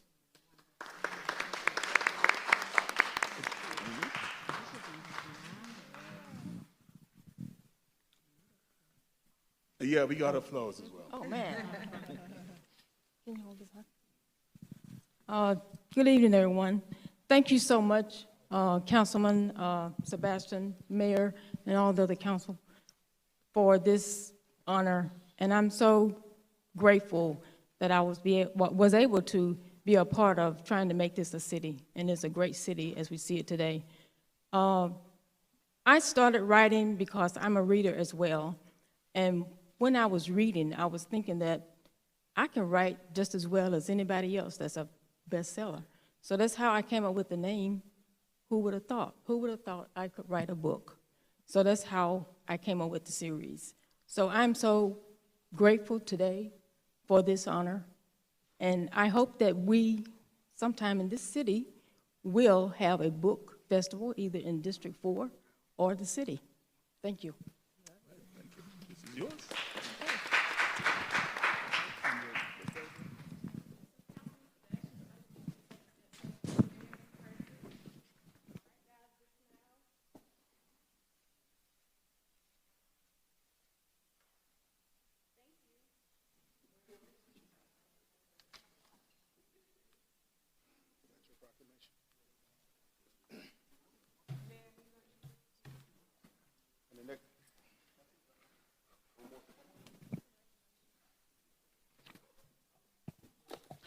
The next proclamation is a proclamation recognizing Carlos Neal. Mayor Khalid.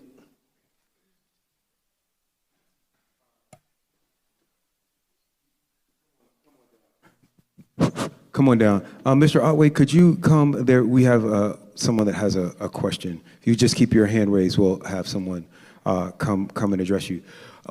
While Mr. Neal comes, how many of you all have seen this Freaknik documentary on Hulu? All right, you haven't seen it, you should see it. It's not just a salacious documentary. Many people are worried that they're going to see themselves or their moms or whatever on there.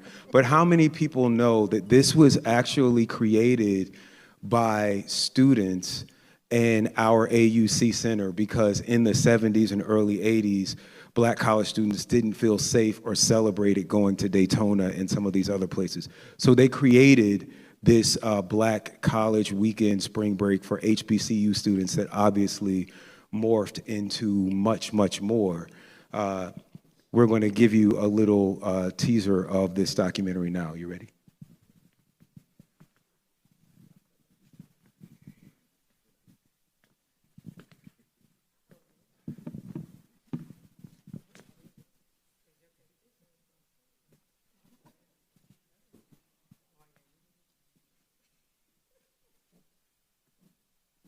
On Hulu, and we are working on having a screening and discussion here. Round of applause. All right, so whereas in the city of South Fulton, Georgia, it is duly appropriate to acknowledge the unsung work of South Fulton citizen Carlos Neal in reviving the Freaknik brand and all its positive cultural contributions to our community and the broader African diaspora. And whereas Carlos Neal's journey of marrying technology and entertainment began at Benjamin Mays High School, where he contributed to the City of Atlanta's technology office, continuing at Southern Polytechnic State University, now Kennesaw State, where he established the Tau Zeta chapter of Alpha Phi Alpha Fraternity Incorporated, illustrating his commitment to service to all. And whereas Carlos Neal, who has also had a heart for the marginalized and underrepresented, spearheaded his successful Rules of Engagement criminal justice town halls with transformative conversations around fatherhood, childhood trauma, and systemic racism, with such notable guests as Roland Martin, David Banner, and Rock Nation. And whereas Carlos Neal, a promoter of live entertainment and cultural education, revived and trademarked the Freaknik brand in 2019, protecting the brand's original intent as a socially conscious event, celebrating and fundraising for HBCUs while educating the larger community to know your rights in police interactions, fight against sex trafficking, and more. And whereas under the leadership of Carlos Neal, the resurgence of Freaknik has led to peaceful events with over 30,000 participants, illustrating the appeal of fusing cultural expression and social activism, which attracted the attention of Hulu and led them to co-produce with this man, our City of South Fulton resident, their now top-rated documentary, Freaknik, The Wildest Party Never Told. Now, therefore be it resolved that the mayor and the city council of the City of South Fulton, the new American capital of the African diaspora, do hereby proclaim Saturday, October 26, 2024 as Carlos Neal Appreciation Day in the City of South Fulton, Georgia.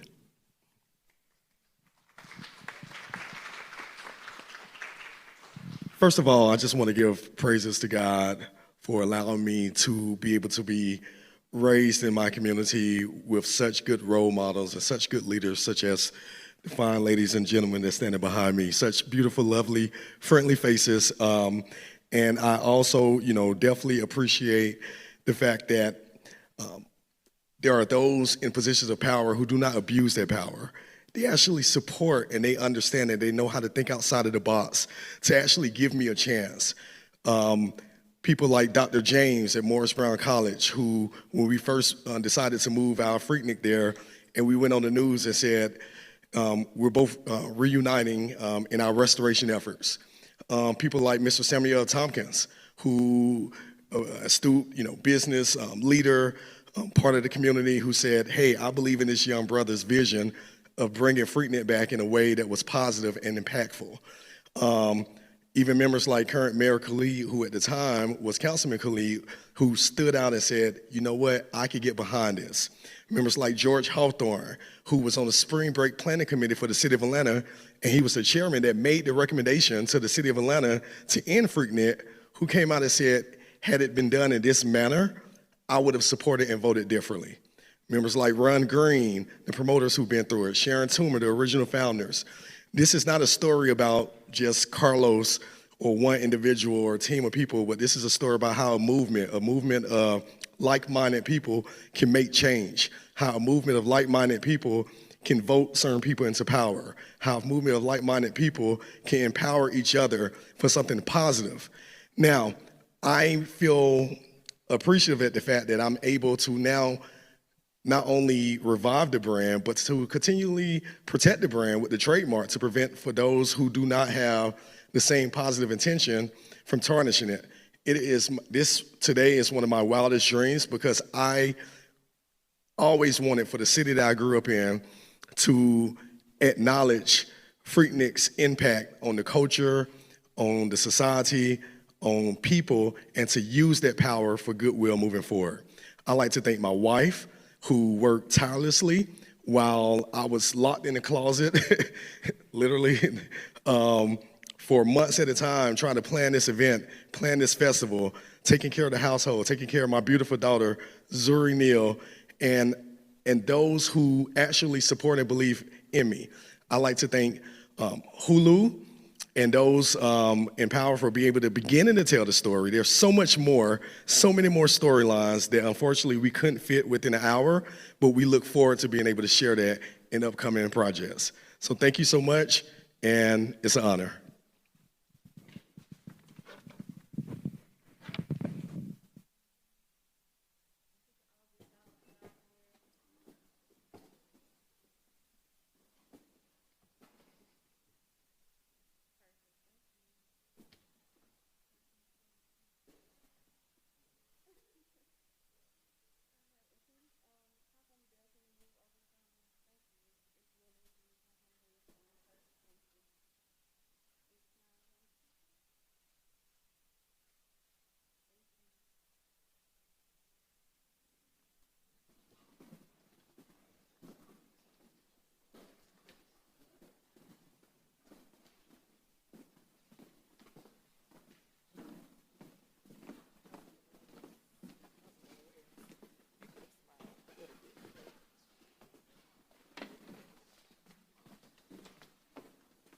All right, Mr. Clerk, if you will sound the next item.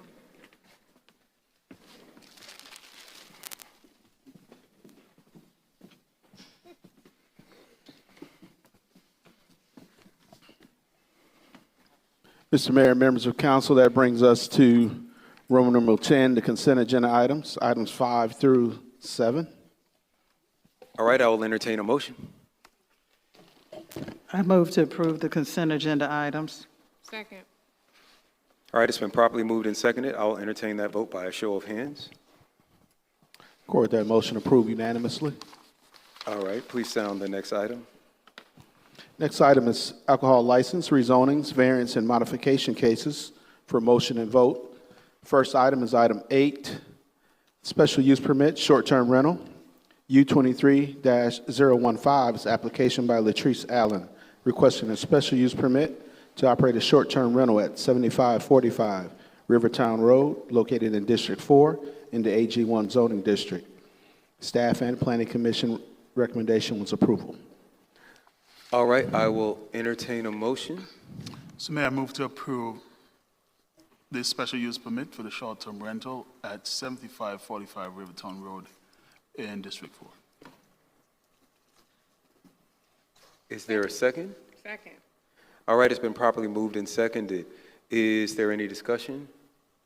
And I think that you might be here to speak on that, but we have the discussion part at the previous meeting. We're just going to vote now. Mr. Clerk, I'm sorry, I'll take that vote by a show of hands. Record that motion approved unanimously. All right, that has been approved. Congratulations. All right, Mr. Clerk, please sound the next item. Next item, item 9, U23-016, application by Ernesto Williams, requesting a special use permit to operate a short-term rental at 3480 Old Fairburn Roads, located in District 2 in the AG1 zoning district. Staff and Planning Commission recommendation was approval. I'd like to make a, Oh, go ahead, I'll entertain a motion. I'd like to make a motion to approve. Second. All right, it's been properly moved and seconded. I'll take that vote by, is there any discussion? Seeing it here now, I'll take that vote by a show of hands. Record that motion approved unanimously. All right, Mr. Clerk, please sound the next item. And just for those of you all who do not know, who are coming up for these, we just vote. All of the discussion, all of the speaking for and against happens in the hearing before the meeting. That way we have time to address any issues or any concerns that we've had before the vote. So I don't want anyone to think that we're disregarding anyone who has an interest in the property, but we did have an entire hearing about all of these events before they ended up on our voting calendar. All right, Mr. Clerk, please sound the next item. Brings us to item 10, alcohol license application. An applicant for 3805 Flat Shoals Road, LLC, doing business as Circle K, applied for an alcohol license for the retail sale of beer and wine at 3805 Flat Shoals Road, Union City, Georgia, 30291.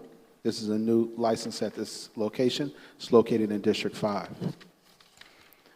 All right, I'll entertain a motion. I motion to approve. All right, it's been properly moved and seconded. Any discussion? Seeing and hearing none, I will take this vote by a show of hands. Record that motion approved unanimously. All right, please sound the next item. Brings us to agenda items. Item 11, procurement and contracts. The General Service Department requests approval to enter into an agreement with the Lichty Commercial Construction Incorporated to provide standby general contracting services at city facilities. The agreement is a piggyback of a cooperative agreement issued by Sourcewell, a state cooperative organization. The contract is for a total amount not exceeding $2 million with the option to renew it for 2 one-year terms. All right, I'll entertain a motion. I move to approve, as well as item 12, the General Services Department requests approval to amend T-SPLOS 2 resurfacing project contract between the City of South Fulton and ER Snell Contractor Incorporated for $2.5 million for parking lot reconfigurations, paving, milling, patching, resurfacing, and striping for select parking lots facilities throughout the city, as well as item 13, the General Services Department requests approval to enter into an agreement with Siemens Industry to provide and install EV charging stations at select facilities throughout the city. The agreement piggybacks on the cooperative agreement Siemens 04221 SIE issued by Sourcewell and state cooperative organization. The contract will be for a total amount not exceeding $500,000 with the option to renew it for 1-year terms, as well as item 14. The General Service Department requests approval for appropriation not to exceed $2 million to modernize, upgrade, and electrify the city's fleet. The department also requests authorization to purchase medium-duty, heavy-duty pickup trucks, transit vans, mid-size sedans, sport utility vehicles, dump trucks, utility trucks, and electric vehicles, including mid-size sedans, light-duty trucks, transit vans, sport utility vehicles, from vendors holding contracts with the state of Georgia, as well as item 15, the General Service Department requests approval to enter into an agreement with JOC Construction Incorporated to provide a general contractor services for facilities within the city for an amount not to exceed $2 million. The agreement is a piggyback of the state agreement with the state of Georgia contract number Georgia STO3040820LRI, as well as item 16. The General Services Department requests approval to enter into an agreement with Pariah Construction to provide standby general contracting services for facilities within the city. The agreement is a piggyback of the state of Georgia contract number 99999 SPD S202 00901 00020 for a total not exceeding $2 million and the option to renew for 2 one-year terms. Second. All right, it's been moved and seconded. Any discussion? Discussion. The chair recognizes District 4 Councilman Sebastian. I just have, first of all, congratulations, Madam City Manager. A lot of these contracts are about making sure things are in place so we don't have to go and do all these little contracts all about the city and keep things. So I can see that, you know, both the procurement and the contracting process is getting much better, right? So thank you for that. I do have one question on item 13. Facilities throughout the city, are those all government buildings alone? And the reason why I asked that is that I was actually approached by a business person who said they wanted to partner with the city for their plaza. Sure. If we would partner with them to do stuff like that, is that an option through this contract? For this contract, we are concentrating on city facilities, parks, places where we will be able to engage the public with electric vehicle charging. On this agenda, there is also a request to approve an agreement with Georgia Power, and that is one that we may be able to work with private vendors for the private space. Okay. But right now, we're wanting to kick this off with with our public spaces. Okay, thank you. That's the only question I had. All right, seeing and hearing no other discussion, I actually want to do a roll call vote for this. Okay. It's a roll call vote. Councilmember Rao? Yes. Councilmember Gomes? Yes. Councilmember Willis? Yes. Mayor Pro Tem Sebastian? Yes. Councilmember Bell? Yes. Councilmember Williams Brown? Yes. Councilmember Pritchett? Yes. That motion was approved unanimously to approve items 11, 12, 13, 14, 15, and 16. All right, please sound the next item. Next item is item 17. The Purchasing Department requests approval to approve contract renewals and award ITB number 24-01 standby construction services to DAF Concrete Incorporated for a total amount of $1,071,250. I move to approve the contract renewal and award invitation to bid number 24-01 for standby construction services to DAF Concrete, Inc. for a total amount of $1,071,250. I think I got that right. 250. And for the Public Works Department to request the council to approve the IGA for the Cedar Grove Road and Rivertown Road intersection improvements with the City of Atlanta Department of Watershed. This project will include a circular roundabout, improving drainage, curb and gutters, streetlights, and 5-foot sidewalks. I might as well get the last one. The Public Works Department is also requesting the council to approve the intergovernmental agreement for the Enon Road over Camp Creek tributary culvert replacement with the City of Atlanta Department of Watershed. This proposed culvert includes replacing failing timber structure and roadway improvements such as adding 30-inch curb and gutter, 18-inch stamped concrete, and 6-foot sidewalks within the project limits. And that covers it. It shall not exceed, that contribution shall not exceed $53,000, and for the prior one for Cedar Grove, it won't exceed $56,025. Second. All right, it's been moved and seconded. I will see, is there any discussion? Seeing and hearing none, let's do a roll call vote for this one as well, too. Thank you. Roll call vote. Councilmember Rao? Yes. Councilmember Gomes? Yes. Councilmember Willis? Yes. Mayor Pro Tem Sebastian? Yes. Councilmember Bell? Yes. Councilmember Williams Brown? Yes. Councilmember Pritchett? Yes. Those items were approved unanimously. Items 17, 18, and 19. All right, please sound the next item. That brings us to item 20, under administration, presentation, King Foundation Summer Scholars. Mayor Khalid. All right, if those summer scholars, are they all here? If you would all approach the mics, and Mr. Otway, if you help them come and approach the mics to just give introductions. And I don't believe Dr. Onabanjo is here, but if the three new scholars would come on down, come to the mics, and we're going to talk to the people. So we had a luncheon with some of the scholars from the previous cohort. These are new scholars that will be talking about some of the work that they're doing. We have approved our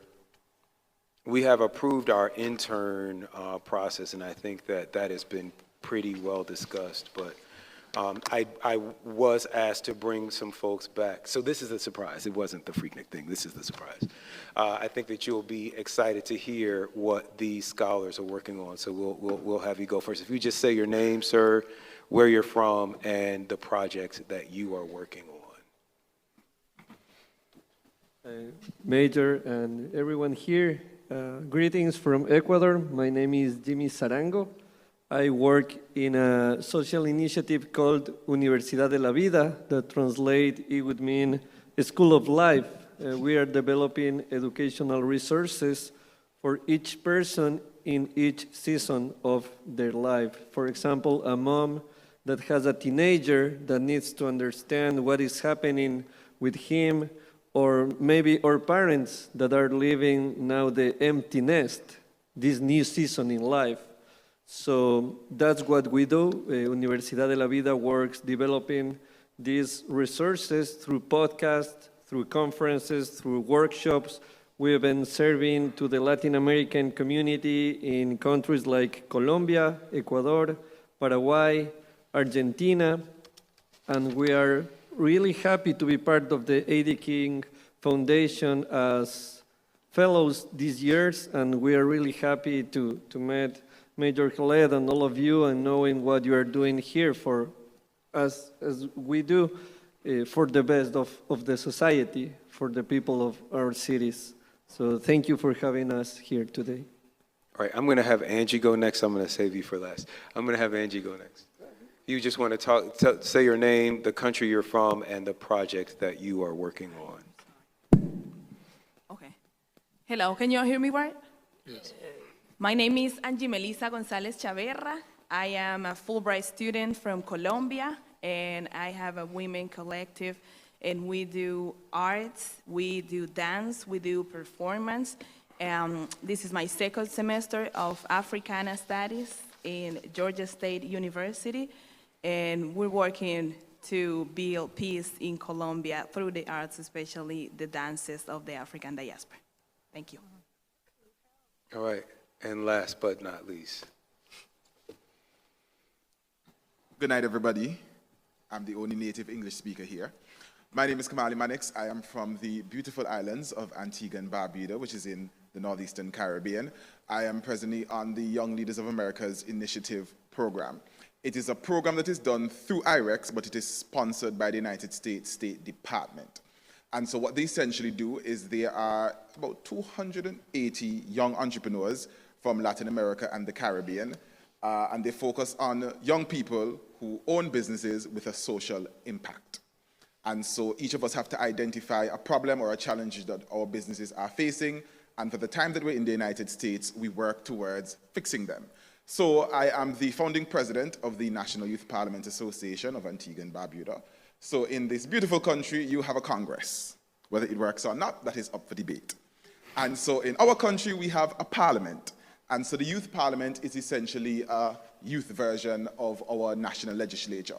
And so what we focus on is three things: youth advocacy, political education, and the whole aspect of professional development. So within the National Youth Parliament Association, our members are trained in parliamentary procedure, they're trained in public speaking, they're trained to write bills, laws, resolutions, and the whole 9 yards that I'm sure all of you know about, with the goal that we essentially create young people who can observe problems in their society and find ways through our political system or otherwise to fix them, with the hope that much more of our young people enter into politics, enter into parliament with a genuine desire, not just to, I guess, be a politician, but to be a politician who really focuses on making other people's lives better.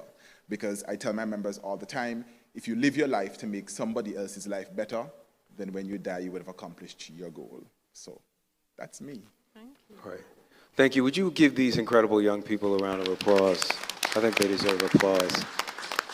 Also here, if you just want to stand to be recognized, and actually stand down, we're going to have a couple of questions for you, and if you would also come down, Dr. Babs Anabanjo. So these, I want to give a context for what's happening here. We have 4 agreements. These are memorandums of understanding as I travel internationally. These memorandums are all from cities in Colombia, the country, and what we are pledging to do, if it is so ratified by the council, is creating cultural and economic development exchanges for young people and adults from these cities. These 3 young people are actually all working with the A.D. King Foundation. It's going to be named the Naomi King Foundation after the late, great Naomi King. So I just wanted to give a flavor. When we say that we are going to create these exchanges, this is what we mean. We mean that we would host young people from around the world, people who are building student parliaments, people who are preserving cultural traditions, people who are working with young people. These are programs that are happening successfully in their countries, and they are coming to talk about how they can set them up here. So our agreeing to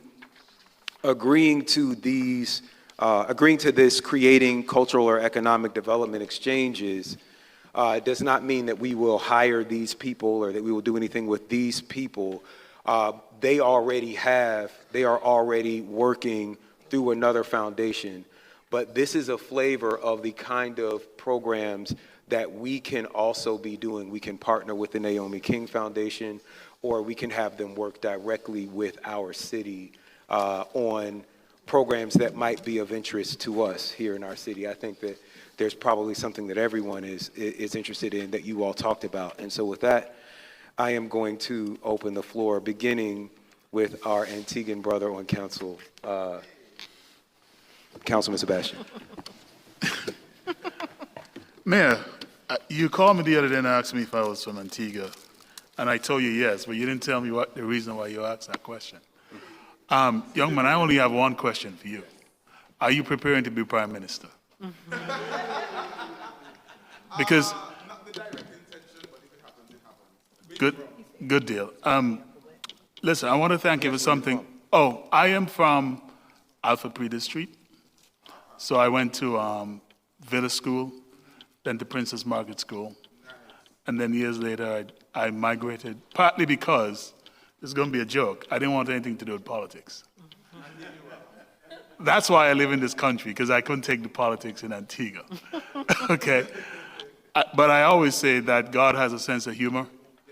And, you know, he has done this to me a couple of times in my life. You know, I might be running from something, but he brings me full circle. Because something that you said, your heart and your care for people and the issues are why I'm a council member in the city of South Fulton today, right? Because of where I moved to, still wanting nothing to do with politics and then discovering issues that were happening locally. So I want to thank you for what you're doing. Please don't leave before you get a card, and let's keep in touch, because I host an annual fall festival, and I'm already talking to some local Antiguans and others to make it an international fall festival this year, back in September. So please stay in touch, okay? Thank you for your work. All right. If you'll pull that cue up, the chair recognizes Councilwoman Willis. Thank you. Thank you all for your presentations, and welcome to the city of South Fulton. Mrs. Subadan, do you have any knowledge of this? So I haven't seen the agreements. I know that there was some email traffic on the cultural exchange. I wasn't able to make the luncheon with the Fulbright scholars. And so I'm assuming we're not taking action tonight. This is information for us to bring back at another time. Yeah. So, Mayor, you know, first of all, I want to tell you all thank you. I love what you all are doing. But in our city council meetings, we try to put things on the agenda that we're going to take official action on.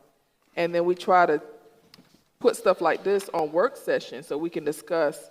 And when you did bring this to our attention, I don't think most of us are totally in opposition of this. We just want the city manager, because we are a city council, city manager form of government, to be given an opportunity to vet it with legal, the MOU, and bring the recommendation back to the city council. That's what we asked for. And we need to know the financial obligation, if there is any financial obligation, or what our liability and responsibilities are to establish such exchange program. Because if we are hosting, then what does that mean?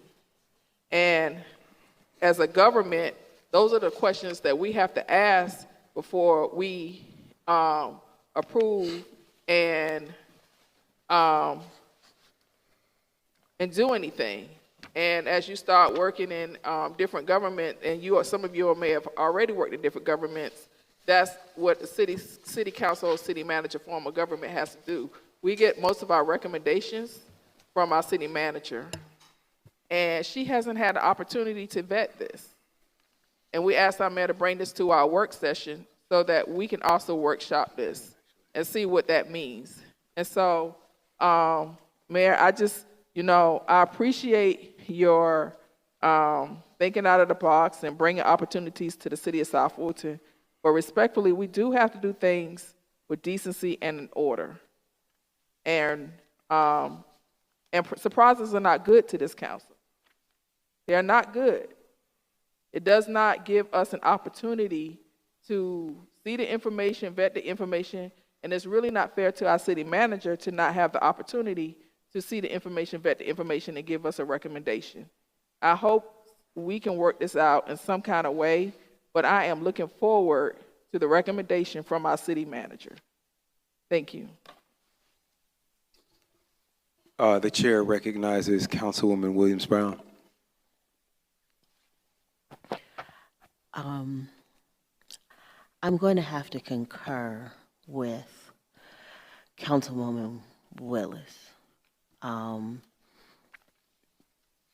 Because while I love this idea and I love this concept, and I'm especially delighted to see that one of these young scholars is in the Department of Africana Studies at Georgia State University, given that I'm one of the students that organized the protest in '92 that created that department. Right, I'm mellow now, but don't try me. I would have appreciated knowing about this before now, particularly given I'm being told that when this luncheon was held, I had zero opportunity to participate because I was on FMLA recovering from surgery. I would have loved to have had the opportunity to talk with not just her, but the student that is on an IREX that is participating in an IREX program, because when I was working at Kennesaw State, I had a grant from IREX to host people from Iran and Iraq, and very familiar with that work and want to continue to support the work that IREX is doing. So not only was I not given the opportunity to engage up to this point, being hit with some agreements with no details beyond we're having an agreement, and I'm not saying I'm going to oppose it in any way, but it just would have been nice to have known that this was going on before I hit the stage tonight, before this moment.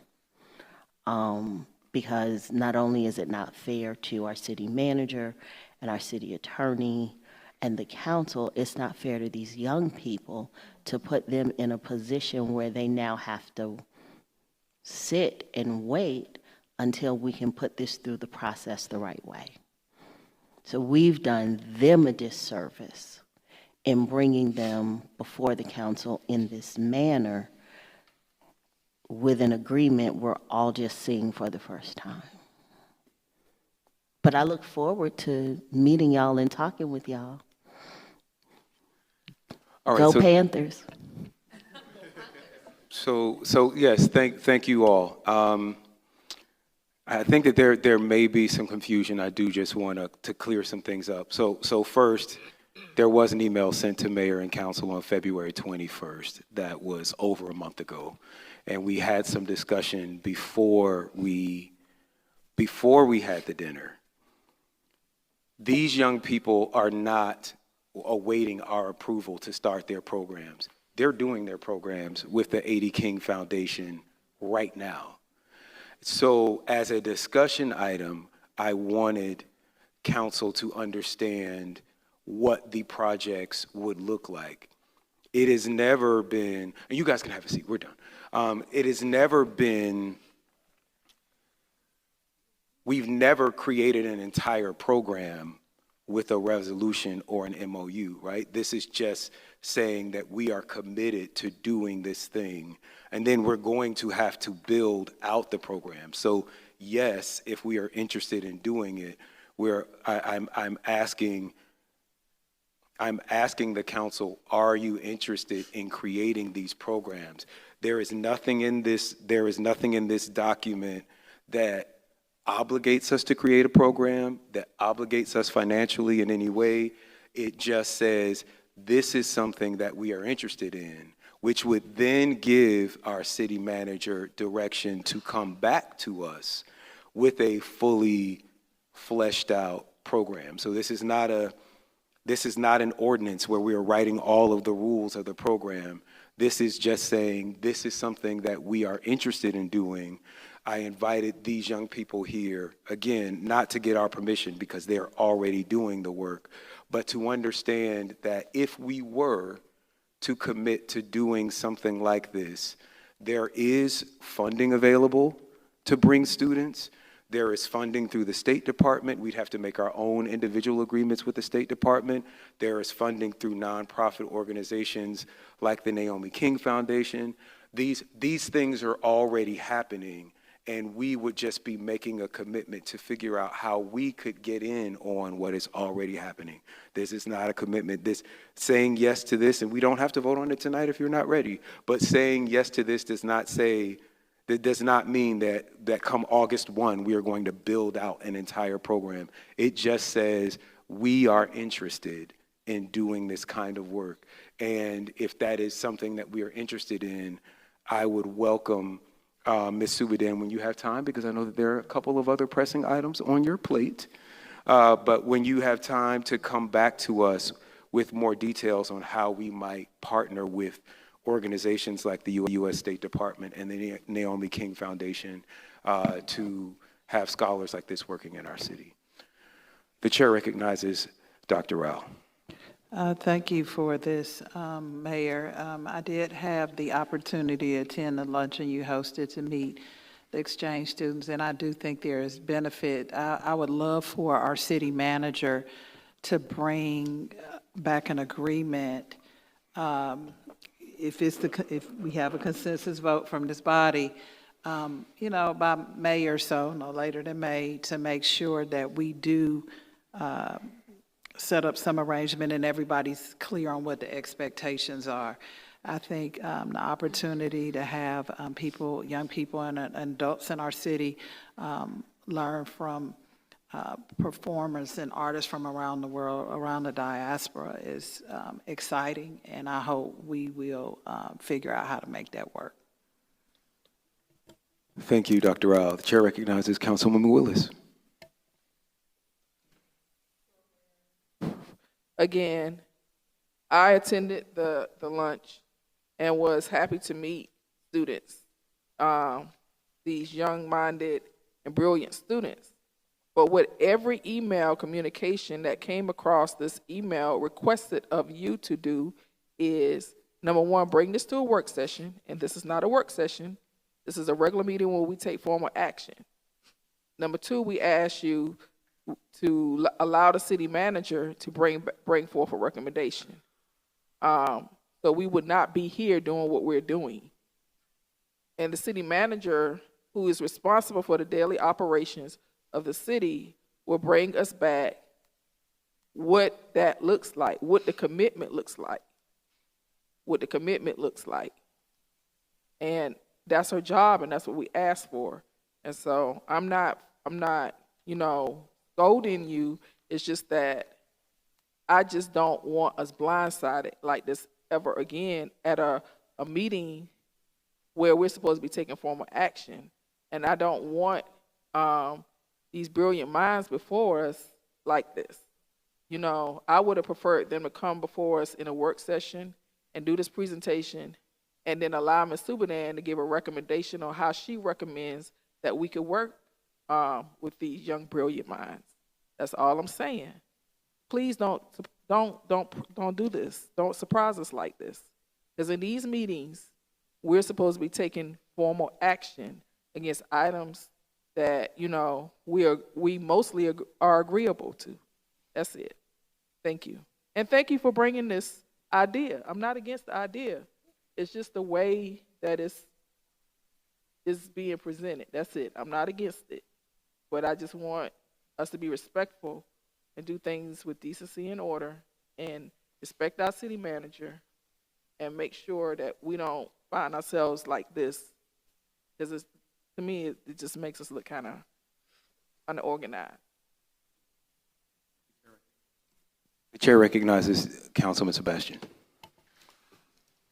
Thank you, Mr. Mayor. I didn't get a chance to attend the luncheon, and I did respond to the mayor's email back in February, I believe, and shared a few ideas because the cultural exchange part of it, I've spoken to a few people in the city, mainly around the tourism bureau part of it, since I've been elected, and economic development. We can go on, but with that being said, I want to make a motion based on what Councilmember Royal recommended, that we ask our city manager to go and bring us back some recommendation back in May and put something together, in terms of the financial impacts and all the other things and how we might execute a program like this. Point of order. That motion has been moved and seconded. We are now in discussion. Councilwoman Willis. Well, legal advice, is it necessary to make a motion? Can we just ask the city manager to do that? Do we have to vote on that? It's the will of the body. You could do it either way. Okay, that was my point of order, whether or not we had to vote on it, or just direct the city manager to do it. Well, now that we do have a motion and a second, we're taking action to direct our city manager to bring this back at a time of her choosing.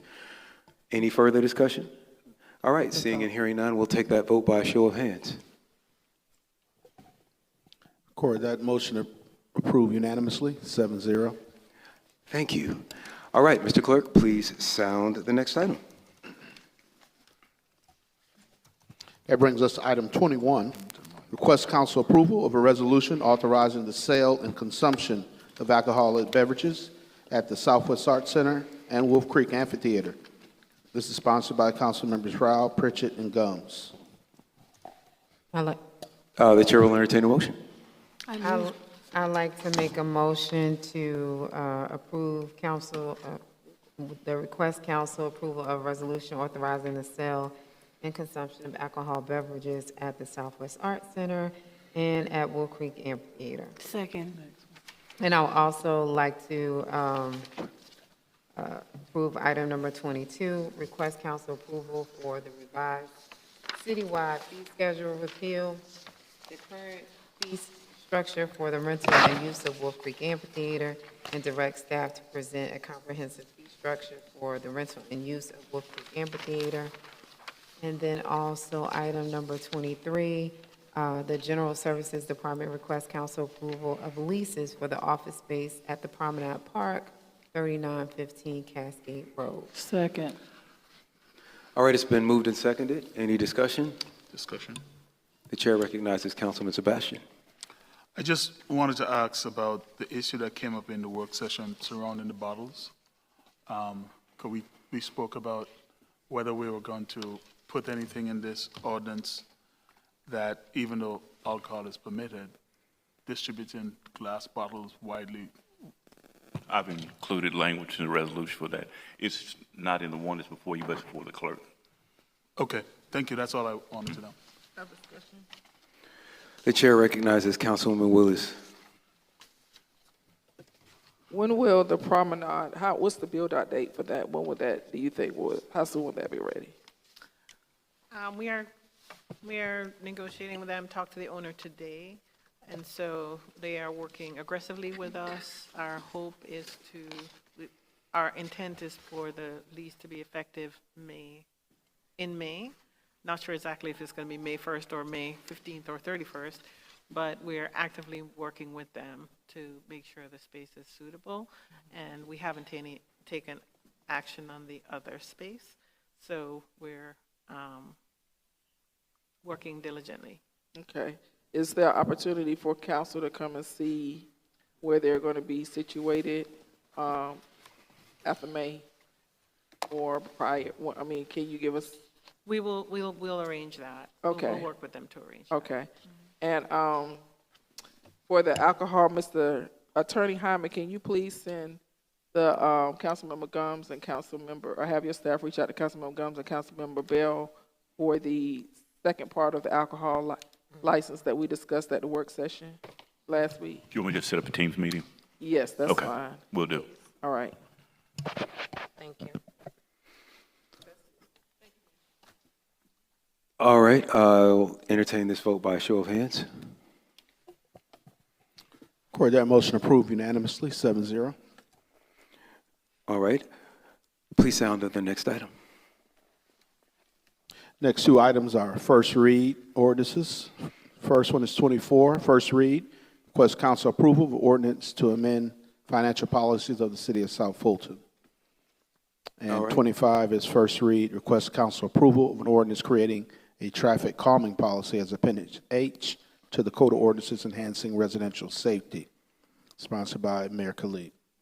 All right, these items are first read, so they don't require a vote, but I would like to take just a consensus first around item number 25. There was some discussion about whether to revert back to the old language and not use the renter language that was recently passed. I think that we may have some discussion about that. I was speaking with Councilwoman Gums, and I think that we reached a pretty good compromise. So I will first yield the floor to Councilwoman Gums.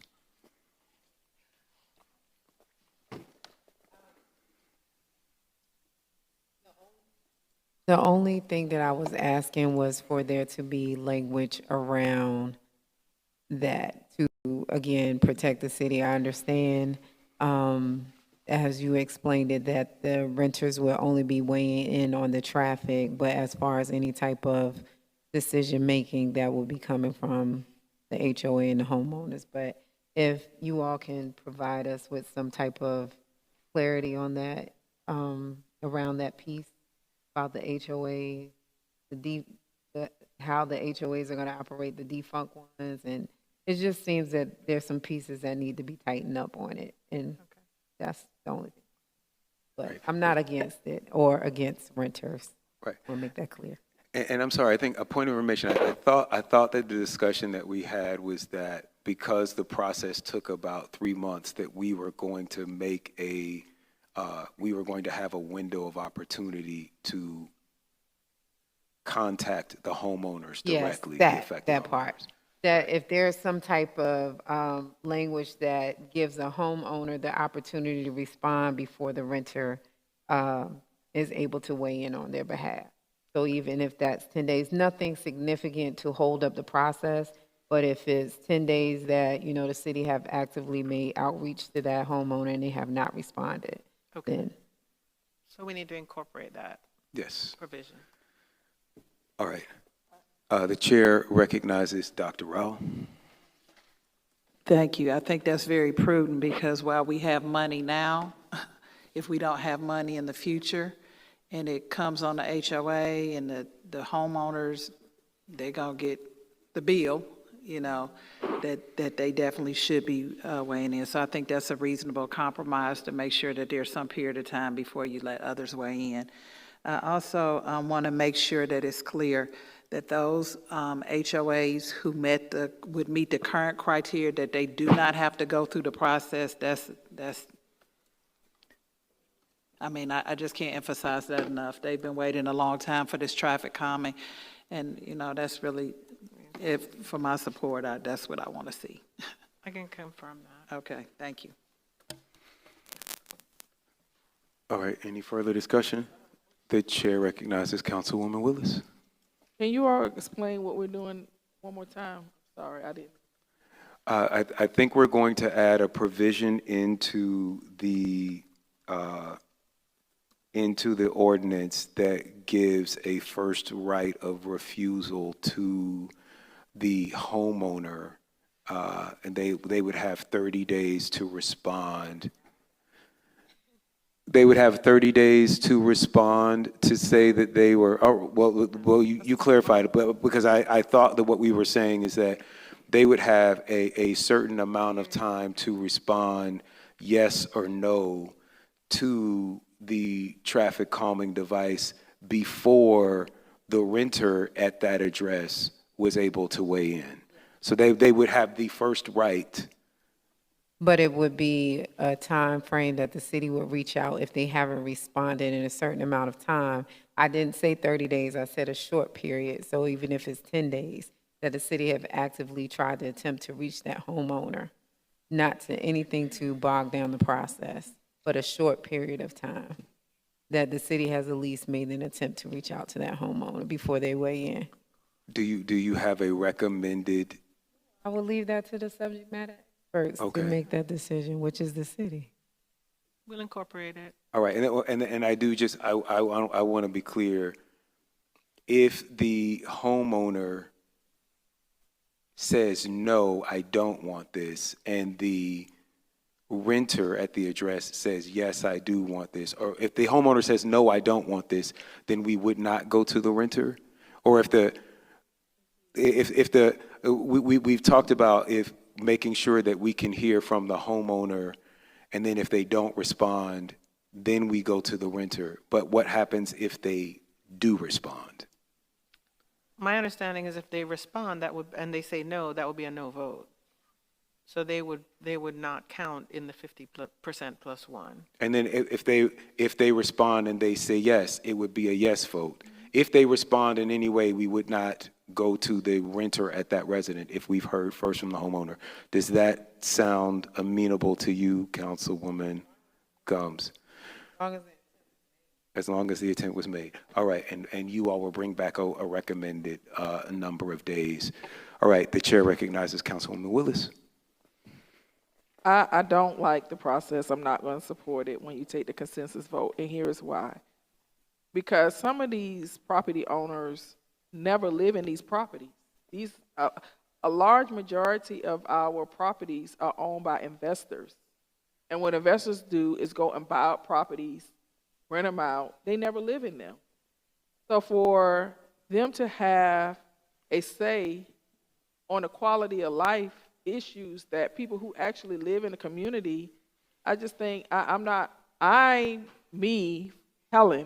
Zenobia Willis, I don't think that's fair, because they're not living in the communities where people are speeding up and down these streets, where sometimes kids get run over.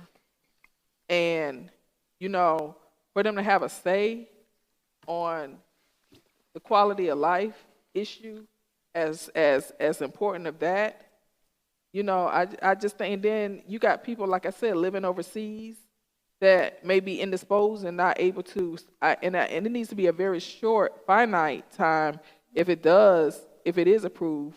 But I respect Councilmember Gumbs' opinion and Councilmember Rao's opinion, but I don't respect the fact that you could own a house, I can be an investor, I could go and buy up 10 properties in an area and have to make a decision on whether or not they can have a traffic calming device in a community that I have never lived in. I mean, that just don't make sense to me. If I could invite you to consider this, and this is for everyone. I know that sometimes these things may get contentious and people have strong feelings about these items, but please do remember that for any petition to move forward, as it is the case with any vote we take in a democracy, we have to reach 50% plus one. So no one renter and no one property owner will be able to kill or approve a project. 50% of people in the neighborhood, 50% of the homes, whether they be renters or owners, so there will be a preponderance of people in the neighborhood. We have to talk to everyone in the neighborhood. And while there may be some owners, we could find ourselves in a situation where some owners say, I do not want this, but 50% plus one have said yes. So we could also find ourselves in a situation, I'll yield as soon as I'm done. We could also find ourselves in a situation where people say, I do want this, but we do not reach 50% plus one. And so that is why we ask that. It's not it's never going to be the case that one person is going to have their rights trampled upon, because no matter whether we go forward or not go forward, it has to be agreed on by a majority, which I do think is the best way to go through a democratic process. I will yield to Councilman Willis, and I see you next in the queue, Councilman Sebastian. So I will have to give pushback and say that is not true. Before we put an ordinance in place, there's a company that went into some subdivisions and purchased a whole 50 to 60 homes for rent only. So if you were to take that particular subdivision who has asked for speed bumps or speed humps, the way that if we revert back to what it was when it was on the county side, then we would have to wait for that investor to give us permission and weigh in on the decision on an issue where they have never lived. And so that's not true, Mayor. And I can even take it closer to home in my own subdivision, where we in Creekside tried to put a limitation on rental property, and where now over 50% of the subdivision in one phase is owned by investors and rental property owners. So now we have to go and track down these people and try to give them first right of refusal in order to make a decision of people who actually live there. And you got people speeding through one neighborhood into our neighborhood, trying to get to South Fulton Parkway, trying to get to those warehouse jobs that Union City put in place. And you got a school right there in front of the neighborhood. So no, and I'm not being contentious, not being argumentative. I'm just saying that the speeding issue is important, and I'm okay with it as is because it gives the right of refusal to people who are actually living in the actual community and who is faced with these speeders through their community. And in some cases, we have had victims. We had a 6-year-old killed in one community. And so we're not talking about voting rights. We're not talking about voting rights. Some aspects of it is similar. We're talking about people's quality of life. All right, the chair recognizes Councilman Sebastian. Councilmember Willis, thank you for your comments. I'm torn with this issue, but as I think about how, and to me, this is a bigger problem about renters and owners and percentage that they own in our community, but that's not the problem we're here to solve.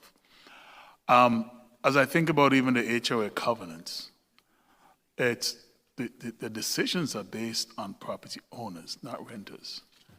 Even the issue that we have with squatting, as much as neighbors are complaining, we have to depend on the owners to initiate a process with the sheriff's office. So it always goes back to the property owner. As I said, I'm torn with this because I think the people who live there, who experience the conditions, are the ones which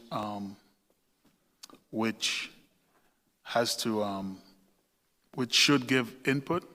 But I think the process of making an attempt to reach the owner and then default towards the renters, I think it's actually a good compromise because guess what? The owners are not going to respond. So the renters are going to probably be the one who are going to be making the input anyway. So those are my thoughts. I think it's going to come down to the renters' input because the owners are just not going to respond because they don't respond in other things that they should for the most part. And those are my comments. All right, I haven't looked this way. I don't see anyone in the queue, but I just want to make sure that there are no questions or comments down here. All right, we've had some robust discussion. We are going to have our city manager and our public works department bring us back some recommendations. We're going to have them bring back some recommendations. This is a first read. And when it comes back for a second read, we will have to take a vote. and 50% plus one of us will have to agree. And in that time, I'm sure that we will continue talking amongst one another. But not to belabor this point for this first read for this meeting, I'm going to ask Mr. Clerk if you would go ahead and sound the next item. We had some additional items that were added. Yes, we did have two items that were added to tonight's agenda. I believe the first one was the MOUs regarding the 4 cities in Columbia. We disposed of that with the vote Yes, we're gonna hold those for our city manager. Okay, and so that brings us to the 4 special events that were added, one by Mayor Khalid, 2 by Councilmember Willis, and 1 by Councilmember Pritchett. All right, I will entertain a motion. I move to approve all 4 events as sounded by the clerk. It's been properly moved and seconded. Any discussion? Seeing and hearing none, I'll take that vote by show of hands. Call that motion approved unanimously. All right, please sound the next item. Last item is executive session if necessary. All right, I will entertain a motion to go into executive session or just go home. I move to adjourn. So Second. the chair will entertain a motion. I'd like to make a motion to adjourn. Second. All right, it's been properly moved and promptly seconded. I'll entertain that vote by a show of hands. Have a good evening. I record that motion approved unanimously. We are adjourned at 8:06 p.m. Another record closing session. Give yourselves a round of applause. We'll see you out in the lobby. Enjoy the closed exhibit. And please meet our amazing international students. We'll see you in the lobby in a few minutes. Thank you.